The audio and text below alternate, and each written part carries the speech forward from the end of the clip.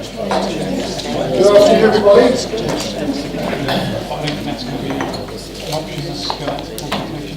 Welcome to Fire HQ, and I'd like to welcome particularly three new members of the Fire Authority, Councillors Ash, Morris and Tyrrell, and if they just put their hands up so everybody knows who they are. Thank you very much for offering to come on the Fire Authority, we appreciate that. Apologies for absence, Councillors Blake, Sharp and Jammer. Emergency evacuation procedures. I hand the professionals on my right. Fire alarm has already been tested today, members, so there is not likely to be a fire alarm test this afternoon. We're not expecting one. If the fire alarm does sound, leave the building by the nearest available exit, and there are a number of exits within this room. Somebody will guide you to safety. The rendezvous point will be up at the front of the main entrance for fire alarm members today. Declarations of interest. Chair, just to note that the principal officers and the interim treasurers could be very interesting item and 7 months long and withdraw for the consideration of that matter.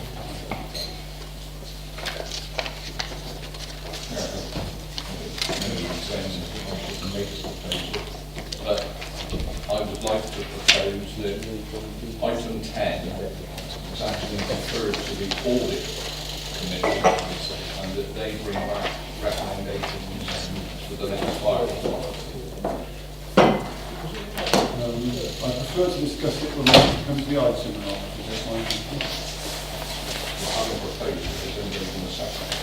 So I'll second it. The Chair has not brought that item on the agenda yet. Members should defer to the Chair. He's still going through his individual points and through the agenda. So at what point do I make that At proposal? the item.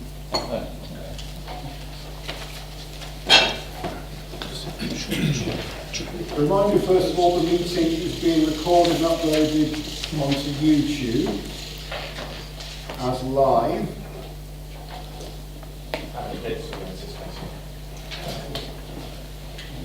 Many thousands, I think. It's certainly been recommended as a sleepiness, this cure for quite a lot of people, I understand. Remind that the Improvement Programme Working Group meeting was on the 1st of March here at 2 p.m.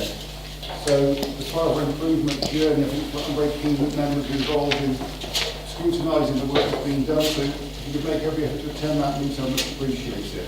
Thank you. On to other business of the Chair. First of all, at the beginning of December, I was delighted to attend at 7 Park, but indeed several colleagues also did, the training firefighters graduation ceremony. I think it was a wonderful event, and I was amazed by the public's turnout to support our graduating firefighters, all of which are now on station. And I just look forward to the next occasion when our next set of recruits go to that graduation ceremony. We did at the event award a silver axe to the best recruit to Alessia Pierce.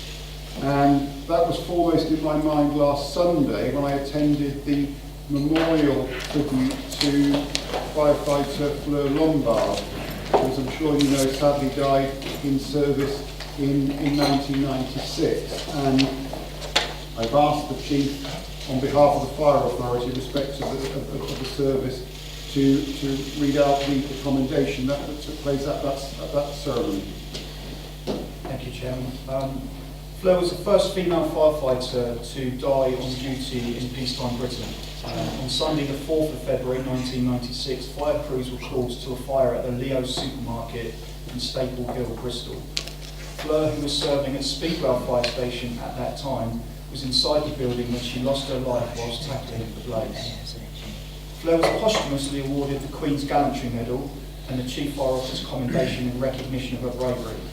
2 of her colleagues were also with her that day, were also awarded the George Medal and the Queen's Commendation for bravery.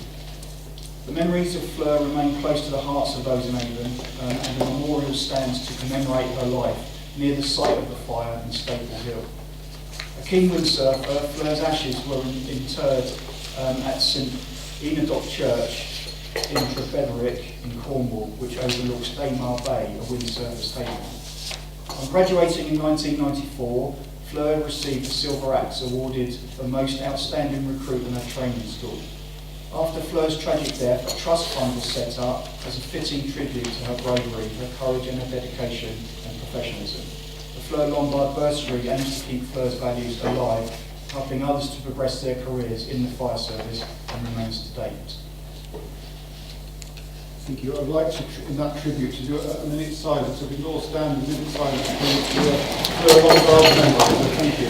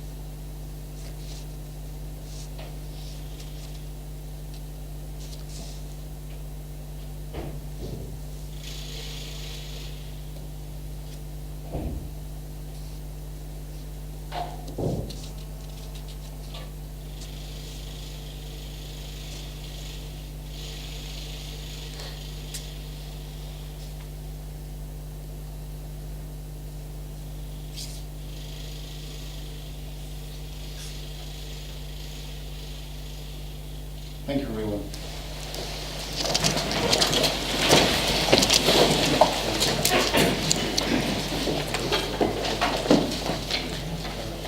We're on to item 5 on the agenda, which is Minutes of Fire Authority. The first one is the extraordinary meeting, the revised version of the meeting held on 26th of June 2017. Can I sign that as a true record of the meeting, please?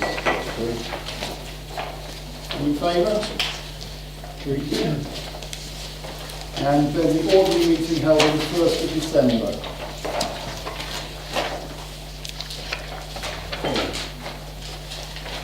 Question, Chairman, if I make the accuracy of the minutes. At that meeting, I asked if I could have emails for the last few months from those members who've been in contact with either local councillors, MPs or governing officers. It is not mentioned in the minutes. I did have a copy of an email, a letter rather, that you received, Chair, from the leader of Bath and North East Somerset. I have not to date received, as requested, any emails that took place between those persons. And I'd like to know why it's not minuted. If the member, not everything is minuted, if the member wishes to move an amendment, then that's what should happen. I'd like to move an amendment on those lines. It means you're going to have to backdate it, Chairman, till June last year.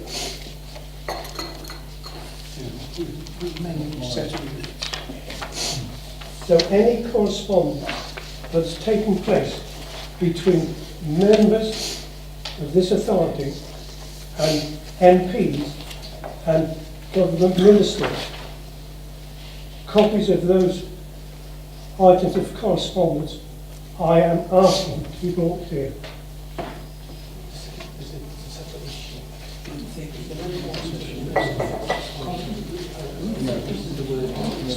We're only looking at accuracy. I'm moving that. Can I have a second, Chairman, please? What are you moving? We're looking at the accuracy of the minutes at the moment. The fact that it is not mentioned, so Fine. you've now said that I have to raise it again. I'm now raising it. No, what I said was, if you wish that to be added to the minutes, is that what you're proposing? I'm proposing it now because it was omitted from those minutes. Okay. And I believe Councillor Abrahams will second that motion. Second. I need the wording. It needs to be written as an amendment. I will give it to you. Okay, so that's what. There's something called the Freedom of Information Act. If you wish to submit a request for any information to all public servants, there is a mechanism for doing that, Councillor Dallas. It's not to bring up the I am asking through this fire authority copies of any correspondence. That's not an appropriate request. It is. under the freedom of information. Well, If I could, Chairman. We're confusing two things here. We are looking at the accuracy of the minutes. As far as I'm concerned, we've agreed to have the form of words added to the minutes that you've requested. Beyond that, are we happy that these are a correct record of the meeting of the 1st of December? Subject to that amendment. Subject to that amendment, yes. So all in favour of that? Yes. Okay. So if you can supply those words in due course, Colin. The other point you're raising, I think you need to raise directly with the members of the authority. It's not appropriate to discuss that under the minutes. I raised it at this meeting because meetings have been taken and correspondence has been taking place between government ministers, MPs and members of this authority. I therefore have a request that those letters or emails should be disclosed. We have no power to disclose that. It's got to go through you've got to go through a proper freedom of information request, Colin. You can't just make a statement like that because it's non-specific. But then I'm doing it through you then, Chair, please. But you can't do it through me because that isn't how it works. If there's a freedom of information request that the council wishes to make, then he should make it to me and I will make sure that's processed. Thank you, Chair. Okay? Thank Right. you. Can we move on to item 6 then, please, which is public access? You voted to start, is there any people voting against it or have got any abstentions? But that's a matter for the chair, with respect. That is up. Well, are there any votes against? Are there any abstentions?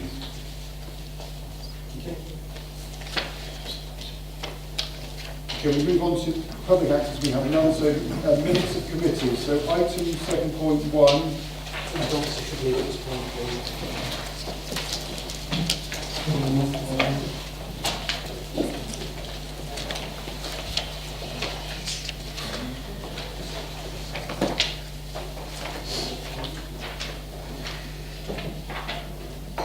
Okay.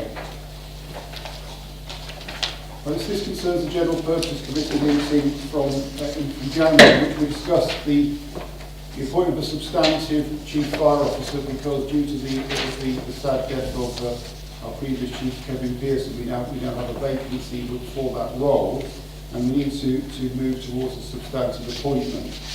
Now, given the current situation within the fire service nationally, there are two potential models for this. One is that we appoint a chief executive to run the fire service, or we reduce the potential number of people that could apply and make it only for the chief fire officer, chief executive officer role. Now I would say that in terms of our inclusivity agenda, I think if we are going to appoint the leader of this service, we should be as inclusive as possible in terms of the people that can apply for that job, in much the same way as we've done with our firefighter recruitment campaign. And there are two current serving chief executives of fire services, both in Kent and more recently in Essex, which are not led by professional firefighters. That is the background to the motion that came to the General Purposes Committee. And I'd like to put it open to members to discuss which option we would like to pursue. I think Tony Davis was first. Thank you, Chair. I certainly would like to propose option 1. Whilst I understand the point for our motion, I think at this particular time, when firefighters' morale is at an all-time low, it's not criticised as it is, I believe that those firefighters would like to see someone who has been a firefighter as the boss, so to speak. And I think that's quite important. I think the other qualities, if that person doesn't have them, which I could actually give you an argument about, we have people who are treasurers in clerks and all that sort of thing, so that we have a full range of skills. But could I propose option 1? Okay, that's seconded. So do we have any debate on that? Councillor Hale, Councillor Hale, do you want to speak first as you second? All I would do is echo what Tony's just said. I think it's vitally important that any uniformed service is led by a uniformed officer. I believe people expect to see that both within and without the service, rather than somebody with a suit and a tie. Councillor Shaw. I fully support what the last two just said. I agree completely. Should be uniform. Councillor Window. Yeah, I agree with previous speakers. They just beat me to it. Shall we go to a vote in that case? I think. Councillor Wilson's indicated he'd like to speak. I think Councillor Davis, did you wish to speak? No, I was in full agreement with Tony. It looks like we're all there's a violent outbreak in Green, so maybe it's redundant. But I think there's also the financial impact, because if you have a CEO, you're still going to need a CFO, because it's hard to run a fire service without a chief fire officer. That isn't the case in Kent. Well, be that as it may, I think there's a real risk of mission creep in terms of the HR budget. So for all the reasons already cited at the start of this meeting, I think it's better to stick with that CEO role. And we're quite happy that restricting the application process is going to be in alignment with our inclusivity agenda, in the sense that if you look through the list of current serving firefighters in this country, I can't account people from abroad may apply, of course. It does very much restrict particularly by gender. Are we happy with that? Peter?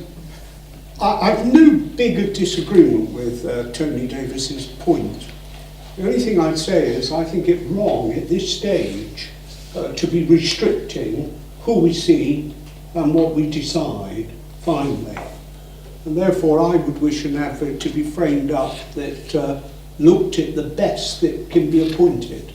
I don't see the point at this stage of demanding, and I'm worried about this word uniformed officer, because there has been now for a number of years many fire authorities throughout the country that are being led by people who have had great experience in local government. They've attracted, we've had female chief fire officers who came from the one I'm thinking of, one of the very early ones, was the leader of the Economic Development Board, and then came to fire service and became one of the leading fire chiefs in the country. And therefore I would feel that this fire authority needs to look at the whole range of people on offer. And I think personally Tony's got it right from the point of view, I think it should be a chief fire officer and chief executive combined, if you like, one role. But bear in mind, this authority worked for a long time, and it was only after a number of years that we put in the position of chief executive. So things can happen, but why restrict it this time? Let's decide that we want to replace, on a like-for-like basis, a chief fire officer and a chief executive, and let's see what the market brings forward. There will be a shortlisting process, and people can decide at that point. Yes, exactly. I do agree with you. This is only going out for the approval of setting the job description at the moment. We're not actually at the interview stage. Absolutely. Yeah. And to start using words that might be misinterpreted, I think is quite dangerous. Bob Garner? Yes, Chairman. I would like to be a Lieutenant Colonel in the Navy. How can I apply for that job? Because I think every reasonable person would accept such a restriction that my application is before good. And that's what I think we have to live with restrictions of one sort or another, and this example is just one of them. Thank you. Yeah, I just think it's like a slap in the face to the front line, really, if we're basically saying as a fire authority that we don't feel a fireman's or firewoman's capable of running the service. So I think we do need to appoint a uniformed chief fire officer, just in terms of the question to you, Don, you said that the pool of talent would be a lot smaller. In terms of sort of gender breakdown, what's do you know what the percentage is?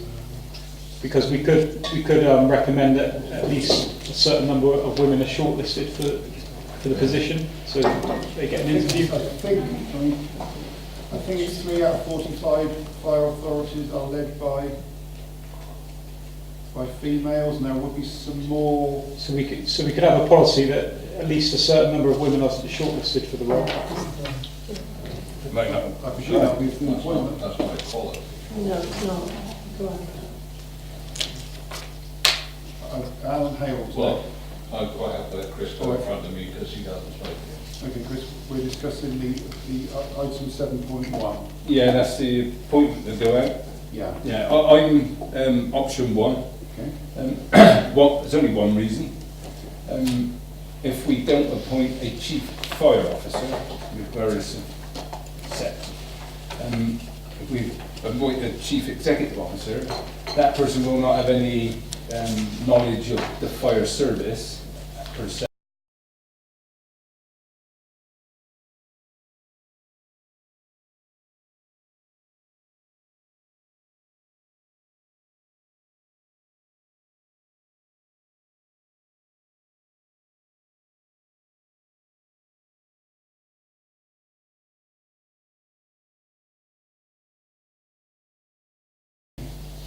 Anybody else wish to speak? Something, Chair. I take Councillor Dodd's point of view that I think, with due respect, we're asking the wrong question, because I don't think it's how many chief fire officers are female. Yes, because I presume that chief fire officers will probably not be applying for this post. It's probably deputy chief fire officers that tend to apply for the post. So I'm not. I don't disagree with what you're saying. I'm just saying that I think we need to know how many female deputy chief fire officers. Probably more.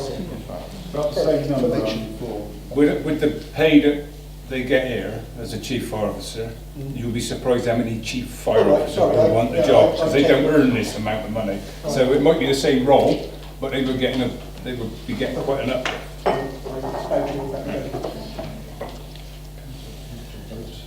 Okay, we'll move to the vote. So we've had a recommendation from Tony Davis, which was seconded by Alan Hale for option 1. All those in favour? Any against? Any abstentions? I think that was passed. Thank you. And we'll move on to item 2 on the document, is the appointment of substantive treasurer. The recommendation from the General Purposes Committee was that as we are appointing a substantive new chief fire officer, it was unfair to in any way restrict that person's ability to structure their own team by the substantive treasurer. So recommended to continue with the interim arrangements until the new chief fire officer arrives. Are we all in favour of that? Yeah. Anybody against? Any abstentions? Thank you. And to you, Tony, item 7.2. I'll stand up first so you can hear me. 7.2, that was the Torts Review Subcommittee, committee. Unfortunately, we were not called, so we couldn't actually pass on it. But there is that we can recommend something. If I could refer members to item 47 of that.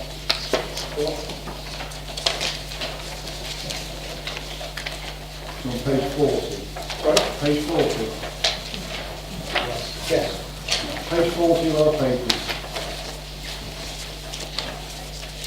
What has been proposed is that the chair of the Performance Reviews Committee would actually automatically, if you like, become the chair of the members' working group for continuity purposes, and that anything that's decided at that performance review would actually go via the Performance Review Committee and then brought to this meeting from there. I do believe there's a list of various things that have come up. That's on page, it's still on 47. But, so farm element, etc. There are various points being made. I don't believe that any of them are terribly controversial. They're basically saying what we're doing already now. So could I propose that we accept those? Thank you. Your second for that? Hang on a second, I've got to talk about it first. Can I just understand that the committee that I chair, Procurement and Transport, has to go via your committee before it gets to the authority? Is that what you're proposing? That's my understanding of what... Right, I don't agree with that, because procurement is so important, that particularly the amount of money and understanding the different recommendations we're going to be making on procurement, it's got to come directly to this committee. And I'm very surprised that it was considered a subset. Well, except the authority has agreed that the recommendations will be signed off by the process that has just been explained. I am unclear as to the government's arrangements for the work that has been undertaken by the Internal Improvement Board that actually is chaired by Dr. Shelby. I have no visibility on where it's supposed to report to and to whom and on what basis, and that is not clear. Well, we can rewrite the terms of reference. That's a very sensible point. We had thought that we were going directly to this committee, to the full authority, with updates and briefings as we progressed on our journey, which is a life journey of 1 year to produce the final output. But aren't we looking at this from a scrutiny point of view rather than anything else? We're scrutinising the work of the various committees and view that these decisions that are proposed to the main authority. Do we have any questions in terms of what they're proposing? Because they're not a body that's going to say yay or nay to what has been agreed or not agreed. It's a scrutiny process to make sure that there is some level of accountability through the process of all the work streams. Otherwise it's going to be extremely difficult to know when members are here, are they taking a paper to scrutinise, or are they taking a paper that's been already scrutinised and comments against? So delegation of responsibility and money that we will be advising on, are you happy that that goes through a subcommittee of the authority as opposed to direct to the authority? In other words, an officer can be delegated with the responsibility of procuring up to a certain level. I would have thought that's an authority matter. Well, actually, it's delegated to the Audit Committee, or the Governance and Ethics Committee. I think this is one of the problems that we have here. These boards have been set up without reference to how they report into the democratic process that we have established and well established. Do you want to say something, Chief? Yes, thank you, Chairman. I can bring some clarity if I may. The Fire Authority has signed up to an action plan, a delivery plan, and it's incumbent upon us to deliver on that plan and then to report progress, and then for some scrutiny arrangements to take place in order to sign that off. And that's what the working group has been established to do. So the 62 points of the delivery plan that the Fire Authority has signed up to is to prove, via good evidence, that we've walked that path and that we've achieved that. Not all of the work of either of the improvement boards will include just those 62 points of the action plan. So there's probably a dual track process here. Everything which has been agreed in the 62 points of the action plan, which is effectively 112 work packages, delivery elements, will have to go through the performance review and scrutiny working group, which is all of the Fire Authority members, to scrutinise, to make sure the evidence is there, to sign that off. And that's what the working group is for. But it's only around that action plan. The work of the Inclusion and Diversity Board should be creative and innovative and actually challenge our current paradigm. But it won't all be about that delivery plan. This is about the wider inclusion picture. And it's the same with the Procurement and Transport Board. Some of the elements that it's doing with its action planning is delivering on the 62 points of the action plan, but the vast majority of it, I would suggest, would be creativity, innovation, and actually, are we going in the right direction in terms of future-proofing the way that we do things? So there's a dual track that's needed here. One is for scrutiny and governance, and the other one is where we're going in the future. I would suggest that where we're going in the future comes to direct to the Fire Authority, But where we're going and what we're signing off from a scrutiny perspective has to go through the PRSC because that's the right scrutiny arrangements for that. So just to be clear, Chief, a dual track approach, we report both to the scrutiny committee and also to the Fire Authority as a whole. That's just what you said, isn't it? Yeah, okay, fine. Happy with that. I'd like to just get my view minuted because I completely agree with Councillor Shelton. Procurement was an area that was highlighted, and choosing my terminology carefully here, I think suboptimal. And I think it's extremely important, given our duty of care to provide transparency, fairness and money, that that's brought back to the centre. And I'd like to say also that it's, I think everybody knows this, but it's my firmly held view that we completely over-engineered these committees. We then had the Home Office inspection, which has created new structures ad nauseam. So we've got an internal improvement board, we've got an external improvement board. And we've completely over-engineered this. And I think we need to cut it, go back to first principles, and this needs to be the main body for taking important decisions. And there are many decisions that are taken on the basis where we just ask to rubber stamp things that have been decided elsewhere. And I think that's completely wrong. It was the independent improvement board that actually recommended that there was the right scrutiny arrangements within the authority and wanted a working group that was going to scrutinise that. So that's come from the external scrutiny panel from that perspective. For me, I think the structure that we have is right and is appropriate for what we have to achieve. I'm sure that the Fire Authority would not want to be discussing in great detail at this forum 112 work packages and whether we've got sufficient evidence against it. And that's why, and I did ask the authority, if you remember, I did ask the authority for your feedback and your views, and it was agreed at that time, I think it was minuted in the authority, that we would move forward, that it would be a subgroup of PRSC, where all authority members are able to come, ask the questions, provide the challenge and the scrutiny that's needed on your delivery plan, on your action plan. I think the board of Microsoft, which is a lot bigger than this organisation, doesn't have 25 people and doesn't have all of these structures. I think it's a question of materiality. If it's material, it should come to this body. So, for example, I don't think it's correct that DICE should be taking decisions about evicting fire appliances to Gambia without coming back to the centre, because there's a material financial impact of that decision. And I think the danger is that you have one committee reporting to another committee, and it becomes so confused that nobody really knows what's going on by the end. If the decision is of a material impact, obviously not buying stationery or packet of paper clips, but if there's a material financial impact, we should all scrutinise it here. But it's not. But surely you're mistaking the way that local authorities work.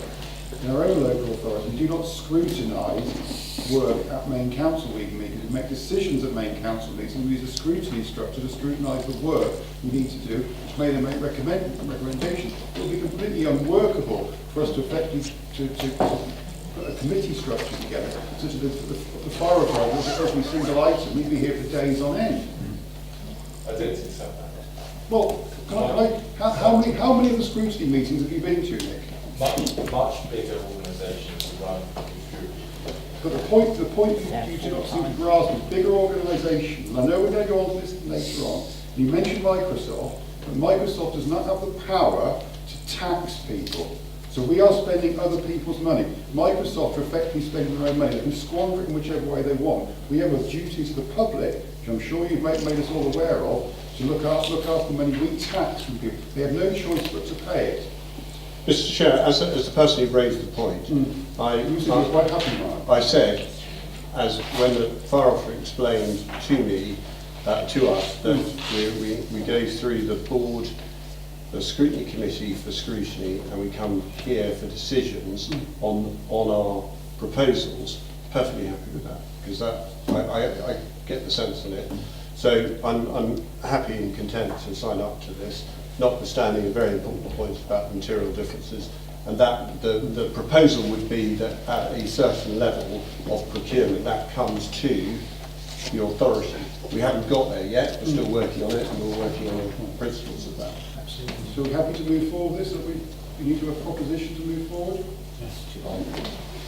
Chair, I don't know if it would help the discussion, but obviously standing orders and financial regulations tend to set the limits for procurement, so those would have to be approved by this fire authority anyway. So I don't know if that puts members' minds at ease a little bit that significant decisions would need to come back here anyway. I don't know if that helps the debate. I propose we move on. Okay, are you proposing, Alan? You propose a second? Yes, yeah. Okay, all in favour?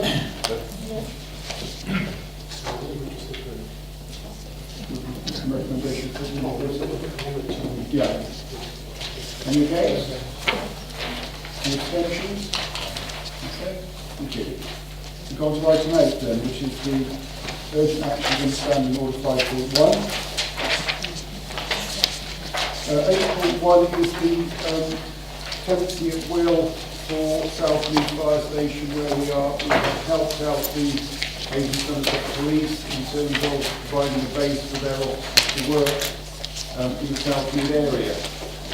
I'm more than happy to recommend this and move this forward. Is there any debate on it, or should we just note it and move forward? Just a query or information. Are we charging them a rent? And if we are charging them a rent, is it comparable to the rent they're charging us here? It's on the same principles. It's on the same principles of potential running costs. All right.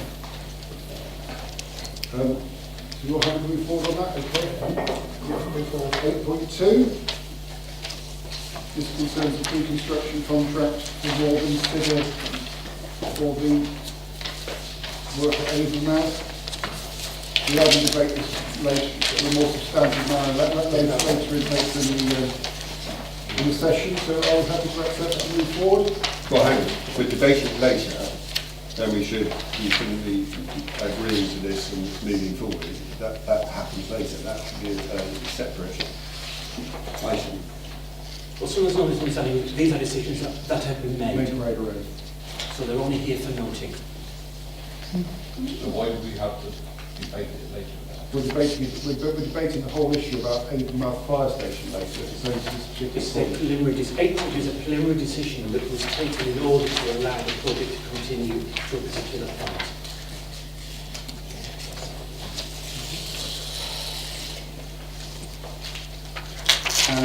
Item 8.3 was the extension of our interim chief fire officer, Chief Nick Kreml. So thank you very much for offering to help us till the end of August. So thank you for that. So we move on to the budget.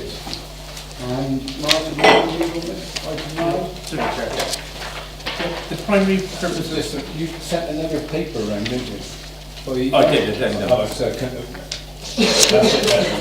it. Okay, sorry. The primary purpose of this report is to enable members to set the revenue budget and council tax for 2018-19.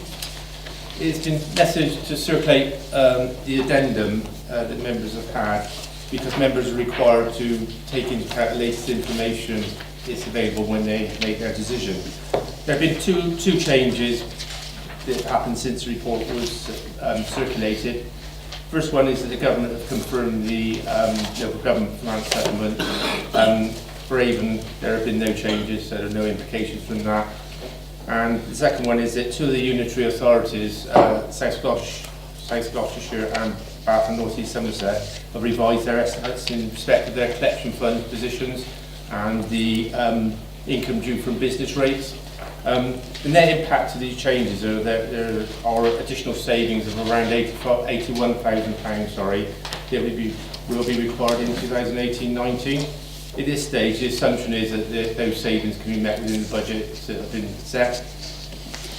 Whilst the overall figures haven't really changed, or the bottom line hasn't changed, unfortunately it does make or impact on the statutory calculations that the authority is required to make, which is why the addendum has been circulated. There are no other impacts other than that. With regards to the revenue budget and council tax for 18-19, two options have been presented in the report. In reaching a decision, it is important that members consider the financial position of the Fire Authority over the next 4 years, as set out in the medium-term financial plan.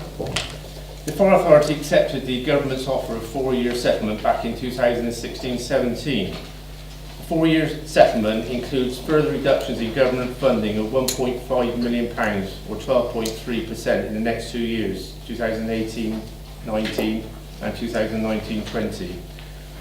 Whilst agreeing the 4-year settlement, the Fire Authority also agreed in principle to increase the council tax by 2% a year, in line with the indicative referendum limit that was included in the 4-year settlement at that time. As indicated in the report, the government revised the council tax referendum limit from 2% to 3% in 1819 and 1920 to reflect the current levels of inflation. I'd like to remind members that the retail price index, RPI, currently is at 4.1%, and the consumer prices index, CPI, is currently at 3%. The key point to note, the Fire Authority is in the middle of a very difficult and uncertain period of time with all the austerity cuts that are happening. Key points to note, or the key areas of uncertainty, are really around pay awards. The government have removed the 1% public sector pay cap back in 2017. The budget it is before you assumes a 2% increase in pay awards over the period, so over the 4-year period. The government is also carrying out an actuarial review of the firefighters' pension schemes at the moment. Results of those are expected or will be announced next year and will take effect from the 1st of April 2019. The latest indications are that employers' contribution rates are likely to increase somewhere between 2 and 4%. The budget has assumed a 3% increase. Obviously, the government might decide to fund those. I doubt it. Who knows? And also, as part of the 4-year settlement, the current finance settlement ends at the end of 1920. After 1920, the government have already announced that they will be undertaking a fair funding review, which will set new baseline funding allocations for all authorities. The only point I would like to make on that is that in every other comprehensive spending review or review of the funding arrangements that they've made over the last umpteen years, Avon Fire and Rescue Service always tend to lose out, so I'm not expecting us to gain any substantial amounts from that review. The two options identified in the paper are option 1, to increase the council tax by 3% to £71.35, an increase of £2.07 or less than 4 pence a week, or option 2, to increase the council tax by 2% to £70.66, which would be an increase of £1.38 or less than 3 pence a week. Whichever option is chosen, the medium term... Just a point, Chairman, did I mishear? Did the Treasurer refer to 1920 instead of 2020?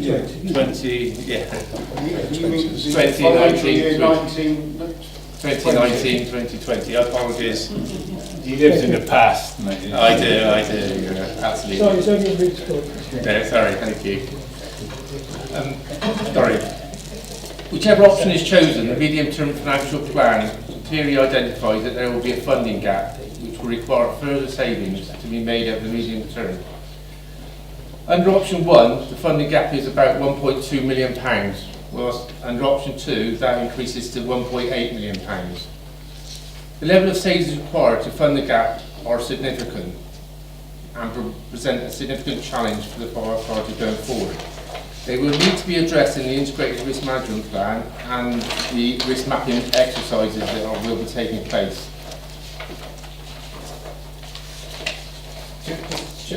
Was there a graph in this? Yeah. For that 1.2 and 1.8 somewhere? Yes. So I can't find it. What page was it on? I don't know if there's a graph for those two, because they were included in the charts on pages 60 and 61. So unidentified savings. Got it. Cheers. Yeah. Okay. From these savings, there will undoubtedly be an impact on frontline services. Little we can get away from that. As reported in December 2017, the level of reserves held by Avon Fire and Fire Authority are already amongst the lowest compared with other fire and rescue services. In fact, we are the 3rd lowest in the country for our level of reserves. But what I'm telling members is that we haven't got a great deal of reserves that we can fund some of these savings. In making their decision, the Fire Authority is required to have regard to my Section 25 report, which is set out on pages 54 to 55 of the report. What I've done is set out on page 56 an options impact assessment, highlighting the impact between the two different options that are being put before you. Given the uncertainties being faced and to reduce the impact or potential impact on frontline services, it is important to maintain a robust financial base. As Treasurer, I would therefore recommend that the most prudent approach for members is to select option 1, which is to increase the basic amount of council tax to 3% or just below 3%. The various recommendations are set out on pages 49 to 51 of the report. If members have any questions, I'll do my best to answer them. I just wondered, Chief, did you want to make any comments about the impact on the service? That's what we're here to look at, is the service that people feel very well safe and the implications of what Martin has described. Yeah, I think Martin's very articulately put the case. The reality is that it is further savings with a very lean organisation. I don't think there's any doubt about that as a result of the austerity that we found ourselves under in recent years. And my observations at the moment is that any further savings would affect frontline services. And it's a decision for members to make. The impact is, I believe, 0.1 pence per person per day in terms of the difference between the 2% and the 3%. And I think Martin's recommendation for me, I would support. Debate, colleague. Chris Jackson. No, that was first. Okay, Martin. Question, please. It's a matter of detail, but I just need to know if it is correct. In item 5.2 of the papers that you have, so go back to item 5.2, page 23, item 53, second paragraph, it says the savings by moving in here that generated were 350k. Yeah. In your so page 23. Item 53, paragraph 2, says 350k was saved by moving in here. Then on page 52, item 3.76 paragraph, you say additional premises savings of 97k. Is that added to the 350? Is that taken away from 350, or is it instead of the 350? No, those are additional savings that obviously will be made because obviously Temple Back will no longer be operational. In fact, hopefully we won't own Temple Back, so we'll be making savings on business rates, and that's what. 147,000 total.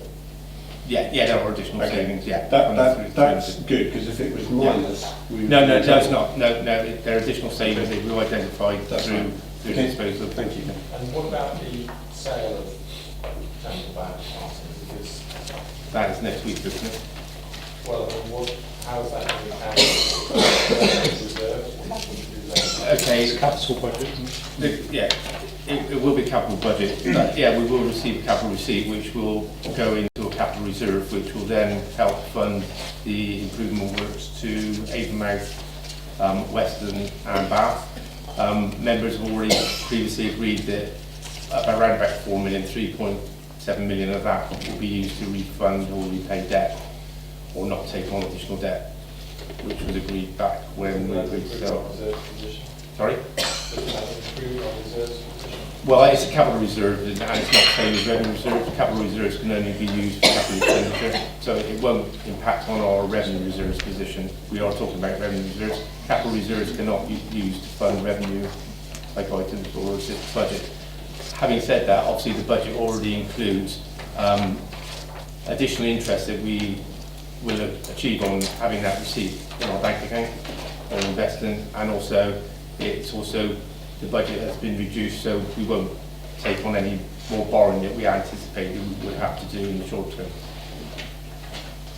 if that makes sense. We have deferred borrowing on our capital programme for a number of years now, and the large receipt will allow us to continue deferring. Direct or indirect, it's cost and impact on operating costs. Yeah, it does impact on the revenue account, yes. Yeah, but that's taken into account over the medium-term financial plan. When we spend that capital receipt, then obviously the amount of interest we receive will go down, and the amount of interest that we may have then to incur will go up. But that's already been factored into the medium-term financial plan. Chris Jackson. Thank you, Chair.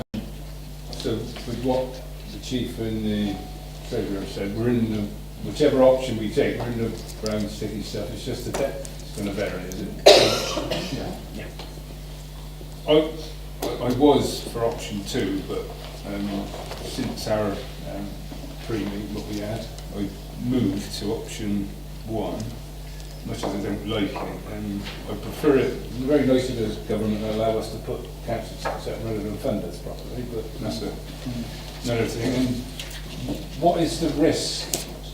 Because obviously the government's put the pensions up for firefighters massively over the last few years, which is more than even the firefighters thought, I believe. What's the risk? You've budgeted for 3%, you said, did you? I've gone for 3% in the medium-term financial plan, which is one of the reasons why this time last year, our budget was balanced over the medium term.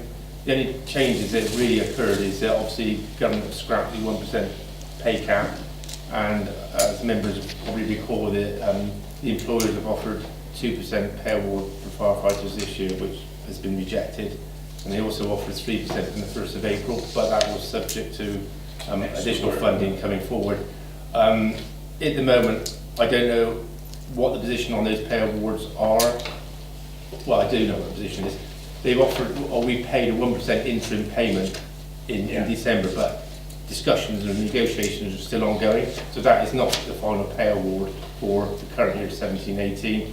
And for 18-19, I don't know what the position is. That will be subject to national negotiation. And the pension employers' contributions, as you quite rightly pointed out, Councillor Jackson, the employees' contributions have gone up significantly over the years. If the actuaries, which is undoubtedly the fact that the actuaries' review of the pensions schemes are going to find that there is a shortfall. There is little doubt about that. The only doubt is who is going to fund that shortfall.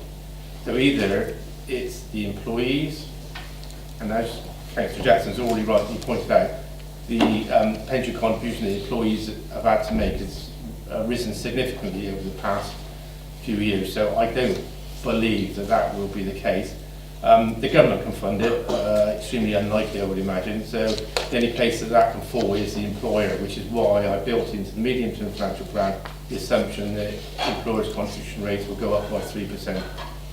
I haven't got a crystal ball. I don't know how true that will be. Obviously, at some time during the year, we will get results of that actuarial valuation, and we will get an indication of what the government plans to do about that shortfall. I'll get to my question now then. Okay, sorry. Obviously, if you're anticipating 3%, I want to know what the risk and how much the extra percent would be if it went up to 4, because I can't find it in there. No, okay, it's around about 400,000. 400,000 per percent. Yeah.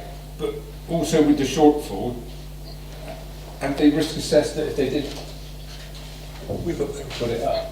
I mean, what would it do? I mean, the government got to make the risk assessment. We're about to do our budget, because if it is 400,000, plus the 1.2, if we take the 3%, that's 1.6. So you're talking 30, just so that they can get more money back on the pension. So there's 30 old firefighters' jobs. Yeah. So is that, has anybody mentioned that to them? Or aren't you allowed to? Because that's, I mean, that extra percent. I'm sure that point will be made once they've decided on what the impact would be on employers. I'm sure the National Fire Chiefs Council will make that point, and I'm sure we will make it as part of our response to the government's consultation next year on their proposals. But whether it will fall on deaf ears or not, I don't know. Because I'm pretty sure that the government are going to pick up the bill and it fall to us. But one of the reasons we got the shortfall, they put the pensions up so much, people are left in droves. Yeah, well, exactly. So there's less people paying for more people. So it's just ridiculous, really. I mean, that is absolutely the reason why there's almost bound to be a shortfall. It is, you've hit the nail on the head, you know, and everybody recognises it throughout the country. Apart from the government. Well, no comment. So the risk to us is another 400,000, which is another 10, It's 4%, yeah, I've already built in 3%, yeah. Potentially, I think the conversation with Martin at 3% is prudent. You always go in the middle. I'm just worried about, so at 3%, we got to pay it, but if it's 4%, it's another 10 jobs gone, roughly. Yeah. I want to put it in people. Yeah, yeah. Peter Abraham. Thank you. We agreed in principle, and I think it was on my proposition, that we would have a 2% increase for the next few years. And that was done with the best of intention, and we were looking for stability of our increases, facing up to the fact that we believe we needed increases in order to maintain the frontline services. And when I first started to look at this some weeks ago, I must say that I felt that the 2% was probably where we should stay. But like Chris Jackson, I changed my mind because information has come to light now, or we didn't have certain information a few weeks ago. That leads me to believe that 3% is now appropriate. But I don't underestimate, and it's okay to very quickly say £1 so-and-so a week against £1 so. To the poor old ratepayer out there, particularly those who are in financial difficulties and pressures, the increase together with the local governments, the local authorities' increases, is going to be a heavy burden. And therefore I think we have a duty, if we go for the 3%, to make sure that we are able to offer the very best service that we can. And that means, to me, putting a priority into the front line. I think we should do everything in our power to protect that. I think there are some risks, and we'll have to manage those. And I think we need to be inventive, as we have been in the past. 1.2 or 1.8 savings that we'd have to achieve if we stuck to the 2. 1.2 is still a lot of money that needs to be saved on top of the savings that we have been making, and many of us thought when we last discussed this in some depth, to the bone, and that's why we thought that 2% might well cover it. I think we do need to make sure that we keep the medium-term financial plan intact. That's difficult, not going to be easy. And there is this terrible problem that we have to face of the pension. And again, like Chris, I don't believe that firefighters should bear the burden of this. I think it would be just asking too much. So there's a lot of problems. I'm not convinced that we should go for the 4 if we're able to go for the 4. But I think that probably it would be right for us to keep to option 1. But I would like it minuted and noted that the priority must be to maintaining the frontline services. I think we need to underline that, and as a fire authority, that is our duty, to make sure that the public are protected at all times. And I feel that if that is the case, I'm happy to stand up and recant it, that this increase, although, as I say, most certainly will be a burden to many, is still justified as far as we're concerned at this moment in time. But I also think we should be saying through our local government representatives that the government do need to understand that fire authorities up and down the country are under pressure, and we need to look at the way that we are being financed, and that to keep on cutting us in the way they are, it's just not practical or possible, and we will start to diminish the service to a level that I believe would not be acceptable. Alan Hale? Yes, Councillor Run says if we go for the 3, then we must be absolutely sure that we provide the best possible service to the public. I'd like to think that we are currently providing the best possible service to the community. So I think we need to be clear that what we are delivering is already an outstanding service. I have, shared the concerns that Chris did, because, parish council rates are going up, local authority rates are going up, I suspect the police precept is going up. Whilst this graph illustrates a gradually increasing gap between option 1 and 2, we are actually only setting, unless I'm getting it totally wrong, a budget for the next 12 months. Yeah. So, in the light of all of the sort of step-ups in council tax, parish precepts, and council precepts,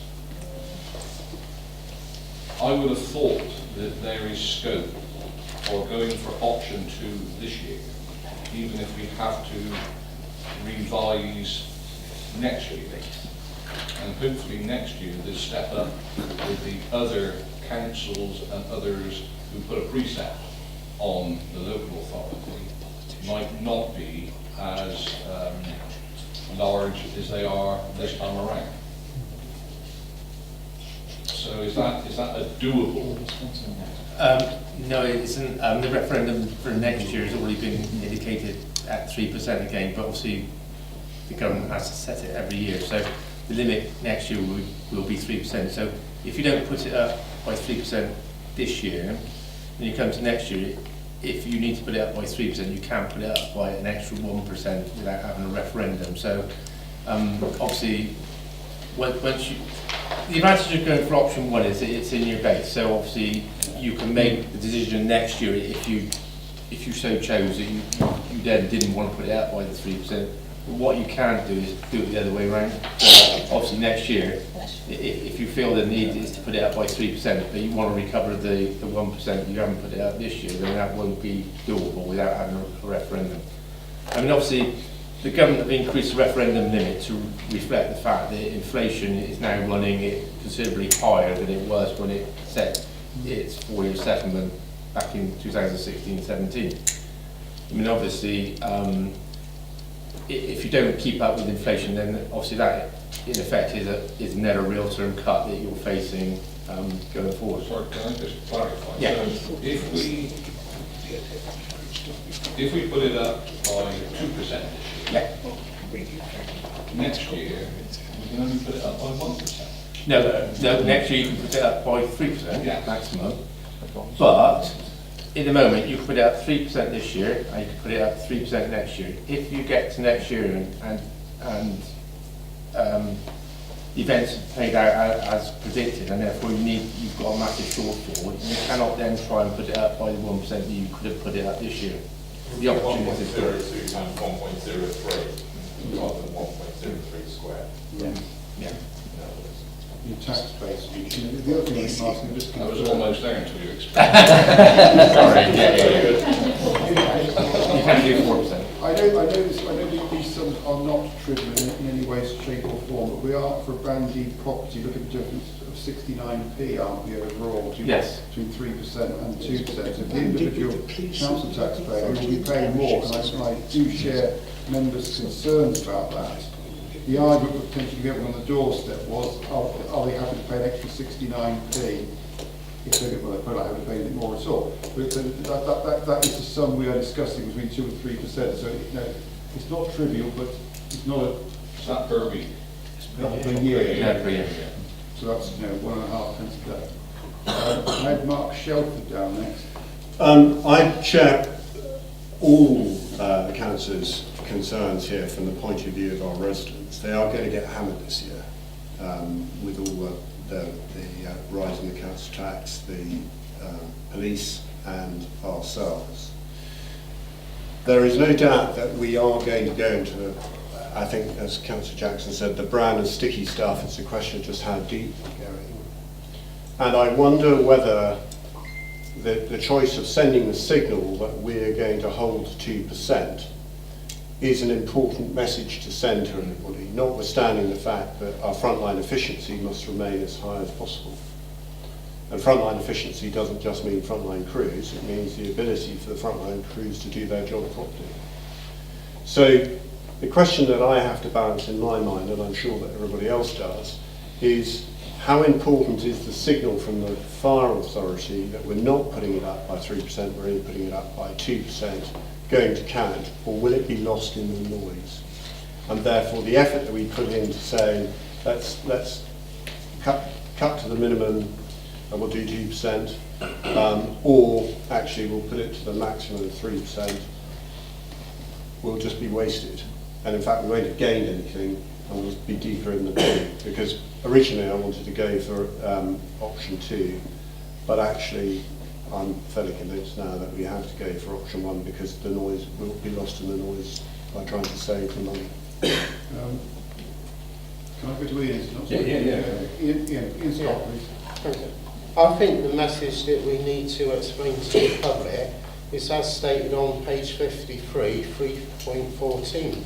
What we're saying there, funding received from central government, 12.4 million, dropping to 11.5 million. It's a 900,000 cut. That's why local taxes are going up, because it's replicated. I know for on South Gloucestershire Council, revenue support grant is dropped from 45 million to under 4 million. It's going to drop down to 0.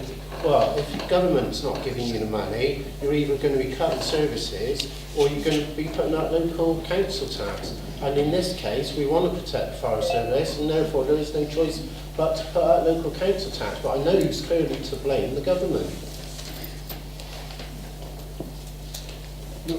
Just one thing, it's quite funny because at the pre-meet I want to put up 2%, you want to put up 3%, we both changed our view now, but I just want to clarify something Pete said. Putting up 3%, this is the reason I changed my view, won't safeguard frontline services, it just reduce the impact of the losses. So I'm fully in favour with Pete that that extra percent should go to frontline services, and as Martin said, the ability for them to deal with it, which is our back office staff. But it's not going to safeguard frontline services, it's just going to reduce the amount of firefighters we're going to lose. So that was the reason I changed my decision initially, and put that for 2% because it'd be in our base and then we'd get it. But that's the reason I've done it. It's not, we ain't safeguarding frontline services, we're just reducing the impact of the losses we got to do over the next couple of years. Thank you, Chair. I'm happy to go along with option 1 because it's, for a smaller increase, it's less of a problem for us further down the line. But I would like just to point out that in half of my ward, the parish council has actually reduced its precept by £11 this year to help out our constituents. Because we felt this year would be a problem, so there are other ways sometimes of helping. We can't do that in Phil. Yeah, I wanted to make a few points really, because I know this is going to be popular, but I agree with Councillor Shelford, this small but symbolic act. Whether we go for option 1 or option 2, we can agree it's not material in the wider scheme of things. But I do think it sends a clear message. I'm sorry to remind everybody about this, that this authority has been the subject of a mandatory value for money inspection, and I think it's fair to say that we didn't actually come out with a shining bill of health.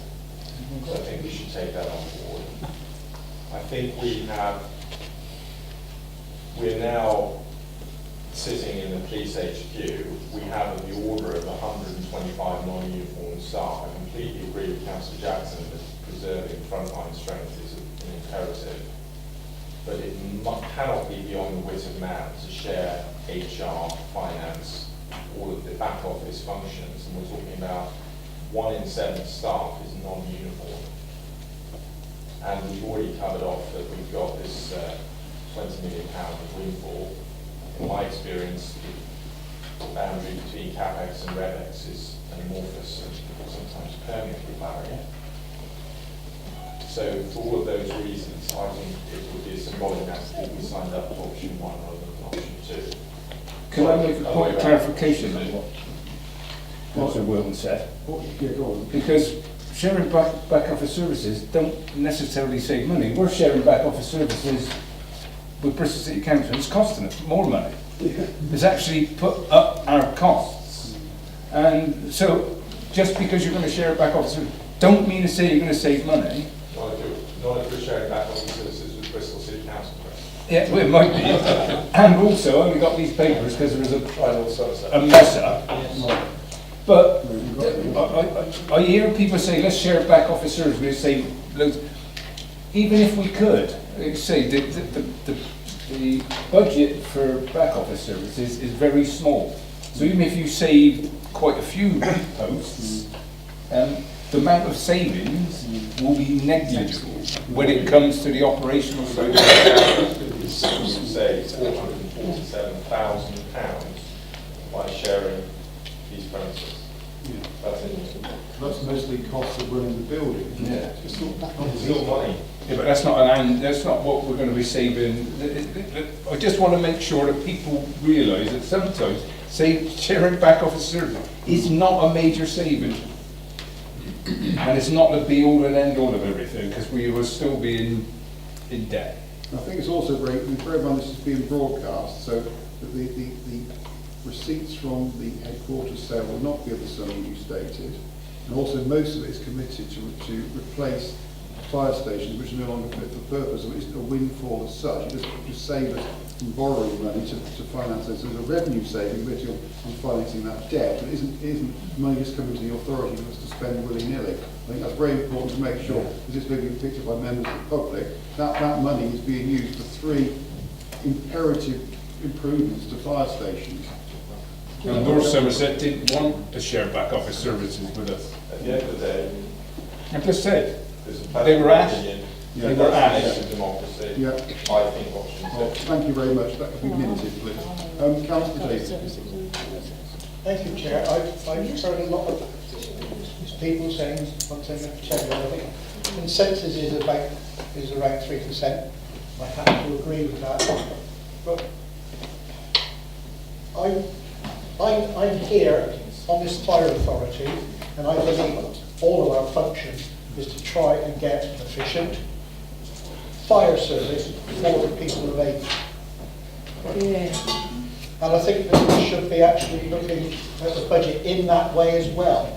You know, we can all sort of do a bit of political posturing about our authority and what we do. In our case, it's dead easy. They're put that by 3%. So I don't mean, but I think we ought to be looking, how does this budget affect the main function that we're here to discuss, which is a fire brigade, yeah? Actually getting the public protected. And I think we need to bear that in mind, ladies and gentlemen, if I could be so blunt. Thank you. Councillor Coder. Yeah, just a question on that capital receipt for the HQ disposal. Obviously, we had a figure that we expected to receive and budgeted around that. I believe, was it around 10 million? Is that what we expected to receive? It depends how far back you want to go, Councillor. I think originally, we would have 8 million, and I think, it was the initial estimate of what we were like. So there's been a significant windfall. Yeah. So how much did we plan to borrow that we don't have to borrow now? I can't imagine it's the total amount in terms of the windfall we received. So the money on top of that, what we've decided to do is pay down debt. Is that what you're saying? Okay. And is that what committee looked at that? Was that the best use of the money, or would it have been better to have more sort of invest-save measures rather than just paying down debt? Or would we have been able to save more money if we spent it in a different way? Yeah. That was a Fire Authority decision, Councillor Dillon. Yeah.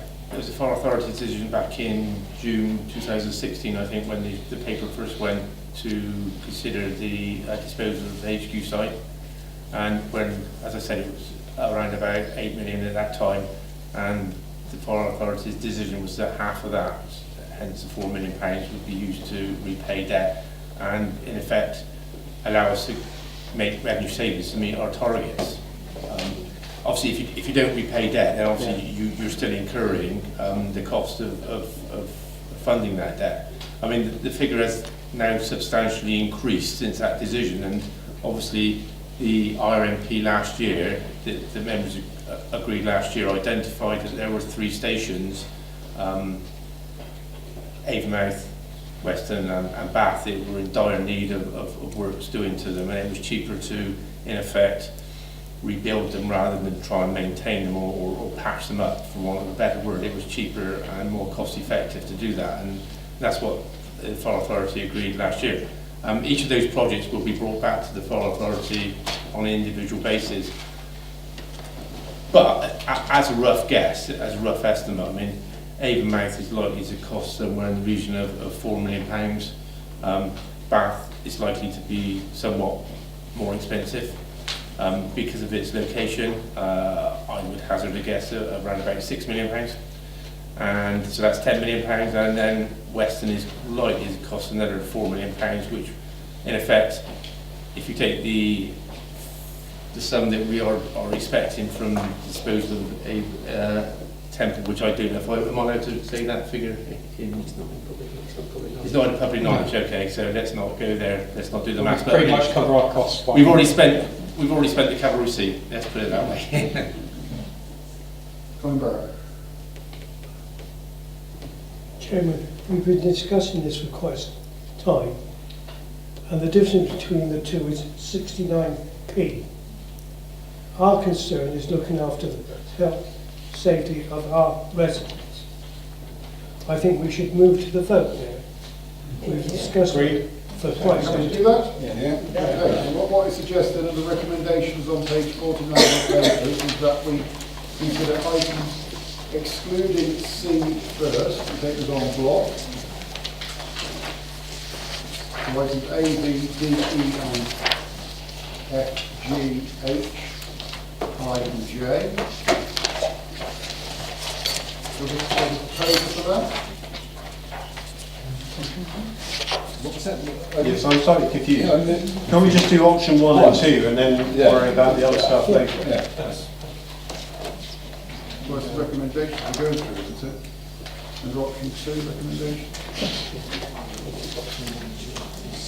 Yeah, so I'm saying we'll do everything except for C under the recommendations, which is the revenue budget and the council tax setting. And we'll do that afterwards. So there'll be 2 votes. And the recommendations on page 49. Okay, we'll do the council tax rate first. And shall we go for option A, which is a 3% increase, or option B, which is a 2% increase? Does anybody want to propose? Option 1, Chair. Option 1. Anybody second that? Councillor Windows? All those in favour of option 1? Any against? Any abstentions? Okay. Option 1 is passed then. So we're going to the other items on the other council tax precept. Have a proposer for those? Yeah. Mr. Jackson, second. Green Davis, okay. All those in favour of the other recommendations? Any against? Any abstentions? One abstention, 2 abstentions. Thank you. Just for clarity, Chair, on C, I'm taking it that you've approved the revenue budget. You've moved the council tax, we'll take it as read that you've agreed as well. Item 10.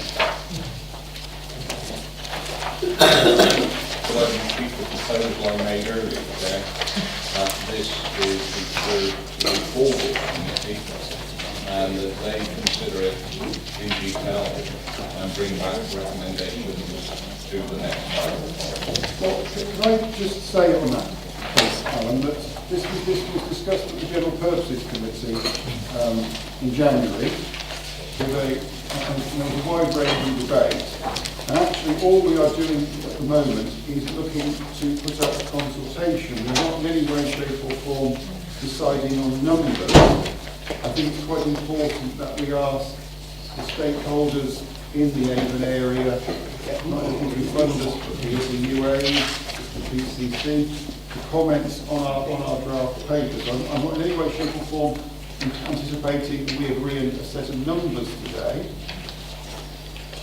So I'm not quite sure what the purpose of the sending it back to the audit committee would be. It's really been that one committee, and we will have plenty of opportunity to scrutinise the results of the consultation for us just making our own decisions of substantive nature on the numbers on the committee, on the Fire Authority.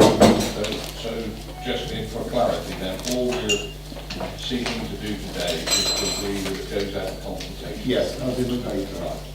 Can I propose to move to vote now? Well, yeah. Can I just do a technical correction? In question 1, it's not 13 members, it's 10 members plus 3. Why is 10 members plus 3? Well, that's what's been advised by our higher scrutiny commission. Well, can I just clarify the situation on that first of all? Because there's an awful lot of comment being passed on this, and I was actually at the committee meeting to discuss the scrutiny of the whole improvement programme.